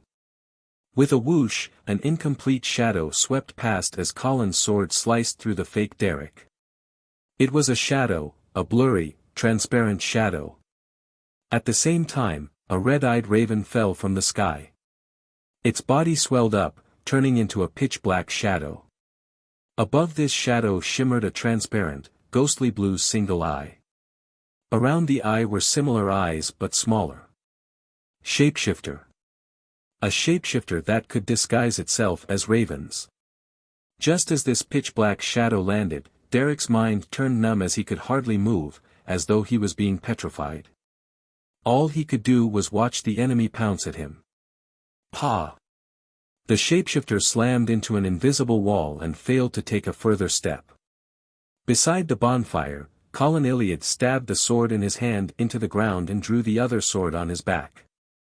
The surrounding area lit up, and like the legendary dawn, it descended upon this abandoned land. Infinite beams of light reminiscent of dawn erupted, turning into an illusory ocean. It devoured the pitch-black shadows along with all the ravens from the bottom up. At the entrance of the camp, an illusory knight in silver armor, standing more than 5 meters tall, appeared behind Shepherd Lovia. The knight's eyes burned with dark red flames as they instantly locked onto a spot. He suddenly opened up his stride and appeared hundreds of meters away in a flash. Beams of sharp silver light shot out, dicing all the objects around into tiny, neat pieces, including all the different monsters hiding there.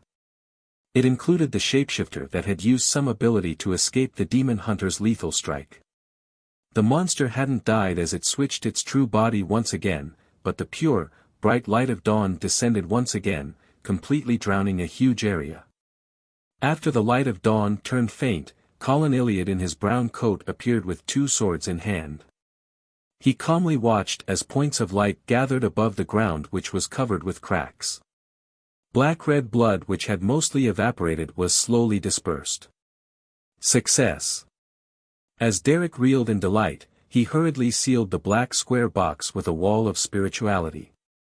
Colin immediately stabbed the 2 swords into the ground, took out 3 metal bottles that had been emptied of their potions, and filled them with the blood on the ground. While waiting for the ingredient to take form, he said to Lovia and company with his usual expression, "I have a use for the ingredients left by the shapeshifter. I wish to directly make an exchange for them." In the City of Silver, there were typically 2 ways to handle the spoils from such expeditions. First, it was to bring it back and give it to the city and exchange it for the corresponding contribution points. The distribution depended on the amount of effort put in during the expedition. Second, if it wasn't something especially important, and if it had caught the fancy of a member of the expedition, they could directly make an exchange for it with equivalent items or contribution points. "I have no objections," Leger and Gonlin answered in unison. Lovia didn't say a word as a form of tacit consent. After the illusory silver-armored knight returned, she turned her head and looked towards the bonfire where Derek Berg was with a deadpan expression. In East Balam, in the temporary office for the Red Gloves. Soest surveyed the area and said to all the team members, "Her Excellency, Goddess's Eye, has ordered us to investigate the sale of Hunter Pathway ingredients in the local and surrounding cities, as well as any disappearances or deaths of Beyonders of the same pathway. She agrees with Daly's guess, and she suspects from the death of the Intis spies that it's an evil spirit of the Hunter Pathway. Of course, we mustn't ignore any abnormalities since it's only one possibility. There's also another thing. We only need to do the gathering of information and to ignore everything else. We will not delve deeper into the investigations. It's an order by Her Excellency, Goddess's Eye. Got that?"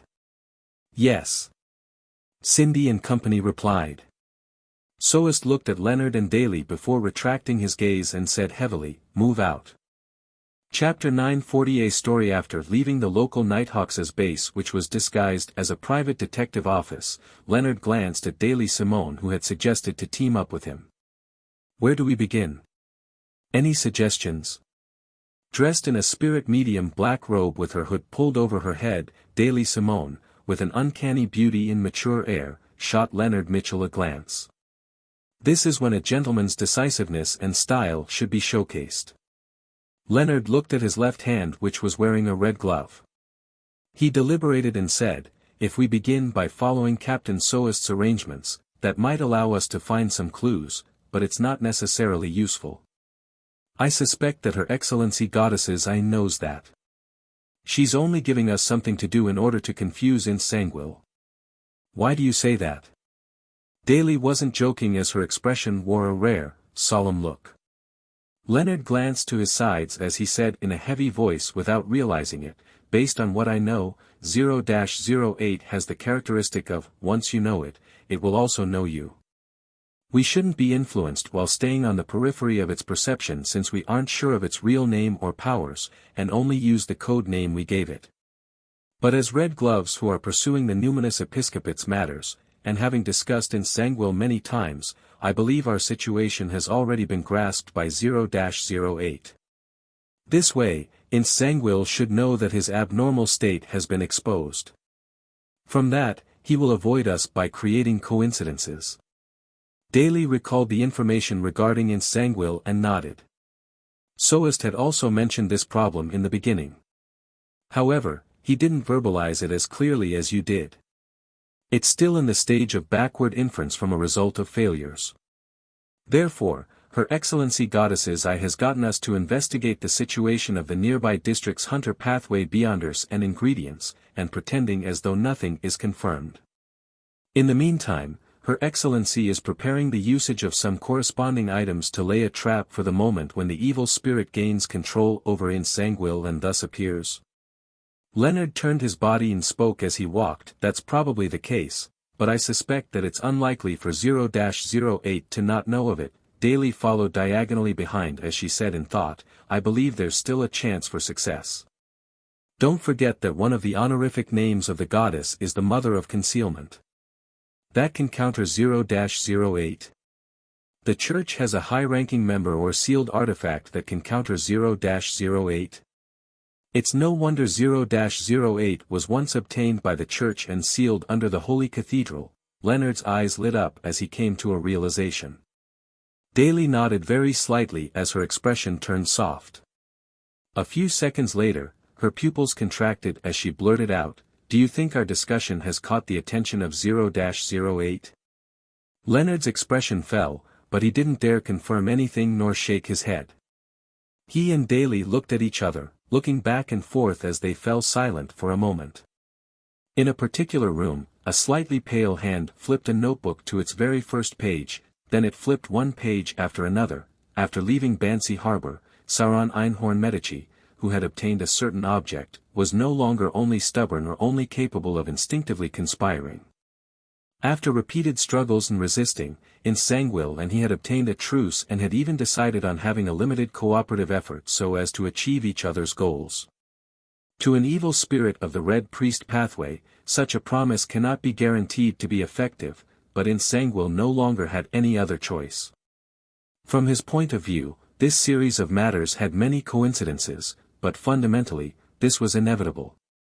At the very least, Sauron Einhorn Medici was many times better at creating stories than him. After confirming the destination to be the southern continent's East Balam, in Sangwil boarded a ship to the Berserk Sea. Every time, he would enter the Intis colonial islands, irrationally provoking the official Beyonders and hunting Beyonders from the Hunter pathway. Then, before danger arrived, he would quickly regain lucidity, cover his tracks, and flee far away. This might seem like a coincidence, but the problem is when it's the same coincidence every time, is it too much of a coincidence? From the perspective of logic and reason, too many coincidences imply that certain elements or rules were secretly in existence. The reason why Ince was able to do that was because he had written the words above. Using the quill of Alzahad, he naturally allowed himself to switch between the two states of being possessed by an evil spirit and self-autonomy. What a scheming fellow. This wasn't only directed at Ince Sangwil, but also at Sauron Einhorn Medici. They were clearly already coexisting in peace, but they acted out to be in conflict as though they were relying on an external force to achieve some semblance of balance. Ince Sangwil's purchase of additional Bard and Warrior pathway Beyonder ingredients was very reasonable. This was because he was hiding the clues that the evil spirit was using him to seek out various items of the Hunter pathway, and to prevent others from realizing that all of this was under his tacit agreement, disguising it as his attempts to resist. In addition, the Bard and Warrior pathways had the ability to resist the dead and exorcise evil spirits. As long as a clever person were to think it over carefully, they would undoubtedly notice this and verify that Ince Sangwil was being possessed. After numerous provocations, the Iron and Blood Cross Order's Tony Down finally locked onto Ince Sangwil and began pursuing him. During this process, this war bishop, who had made his goal to become a conqueror, showed off his powers without any restraint. When a storm happened to stop his pursuit, he appeared on a ship filled with ordinary people in an eye-catching manner before pulling out the fellow disguised as Ince Sangwil. This was a little coincidental, but it was nothing surprising. This was because the Iron and Blood Cross Order's belief is for the supernatural to be known to all, and to be placed above all ordinary people. And Tony Down's unbridled arrogance often used his own strength to shatter the doubts of others and had extremely great confidence. Therefore, the way he acted was without a problem. Likewise, he was overly confident, causing him to neglect the possibility that Ince Sangwil was also on the ship. This didn't match his intuition as a hunter, but in this world, anyone could make mistakes. When Ince Sangwil disembarked on Waypoint Island, he sensed someone observing him from a first-class cabin, but he didn't mind it.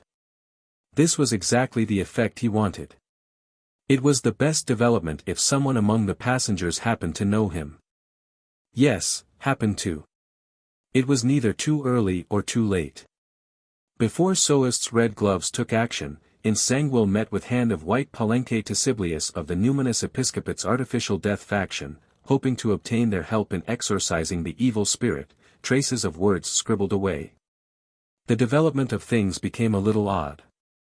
Before having a sufficient amount of clues, Leonard Mitchell and Daley Simone of the Soist's Red Gloves team seemed to come to a conclusion.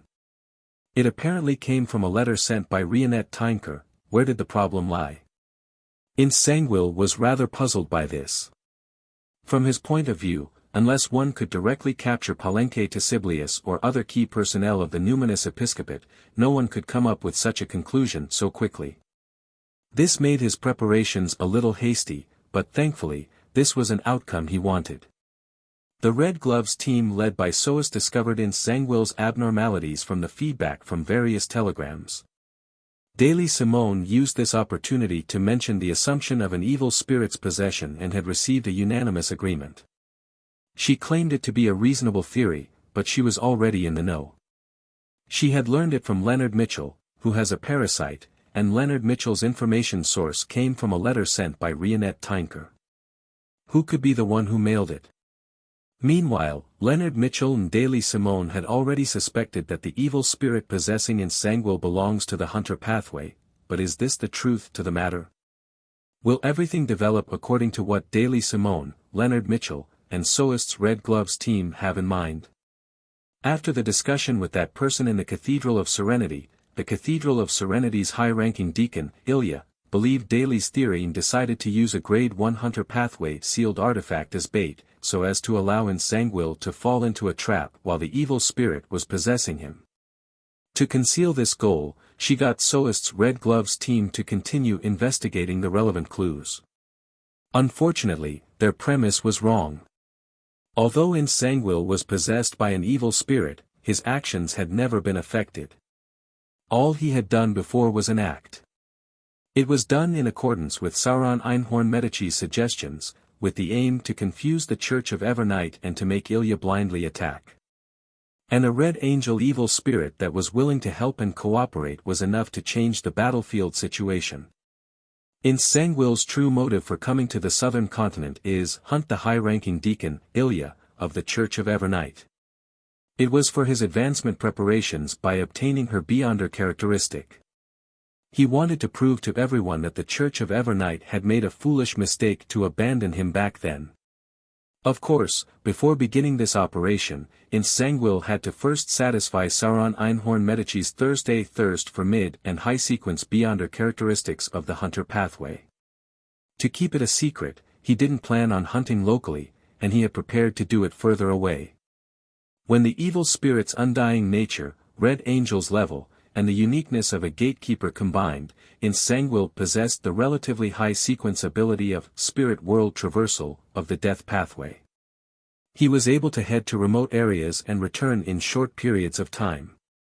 He had deliberately kept this under wraps before. After satisfying Sauron Einhorn Medici, Nsangwil decided to first kill Daley Simone and Leonard Mitchell and pretend to vaguely sense the Church of Evernight's trap. He would forcefully counterattack, only to lose his rationality and head for the trap. He didn't plan on leaving any unstable elements. All Avengers that survived Tingen had to die. The notebook flipped to an empty spot as a pale white hand grabbed a quill and added the words, "Today, everything will go smoothly. West Balam, Northern State, Kukawa City. You aren't done with your investigations?" Anderson asked in boredom as he walked beside Danitz. "Soon." Danitz replied as he found it a little difficult to focus. "Do you have something to do?" At this moment, Anderson took out a map and a stack of information.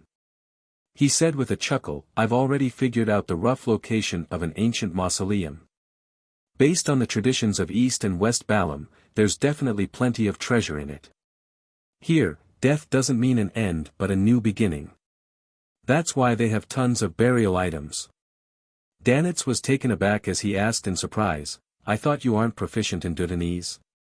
How did he gather the information? Anderson chuckled and raised his black-gloved left palm. He spread his fingers and said, "I don't, but I can temporarily steal their language until I finish finding the information. I knew a fellow like you will have some tricks up his sleeves." Danitz said with gritted teeth as he pointed to the main street beside the square. "Goodbye." Anderson didn't stop him as he smilingly watched him walk away with large strides. At this moment, the two simultaneously noticed a figure walking over. The figure held a classic quill and wore a black clergyman's robe. He had dark blonde hair with facial features akin to a classic sculpture. One of his eyes was so blue that it was nearly black, and the other was filled with small but obvious blood vessels. He was approaching Anderson and Danitz. Anderson didn't know the middle-aged man, but his body couldn't help but tremble as though he was facing his nemesis. Warning signs of danger flashed in his mind as his pupils rapidly dilated. Suddenly, he heard a warm voice by his ears, "Don't be nervous." "Who?" Anderson blankly turned his head and saw a figure strangely appear beside him despite there not being anyone there in the first place. This figure had apparently been there all this time, but he had always been ignored. He wore a strangely simple white robe. He had a pale gold beard that covered half his face. His light-colored eyes were clear like a child's. He had a genial and reserved look. Looking at the quill in Sanguil's hand, this middle-aged man who was dressed like an ordinary priest half closed his eyes, raised his right hand, and gestured 4 points before him. Hanging there was a silver cross.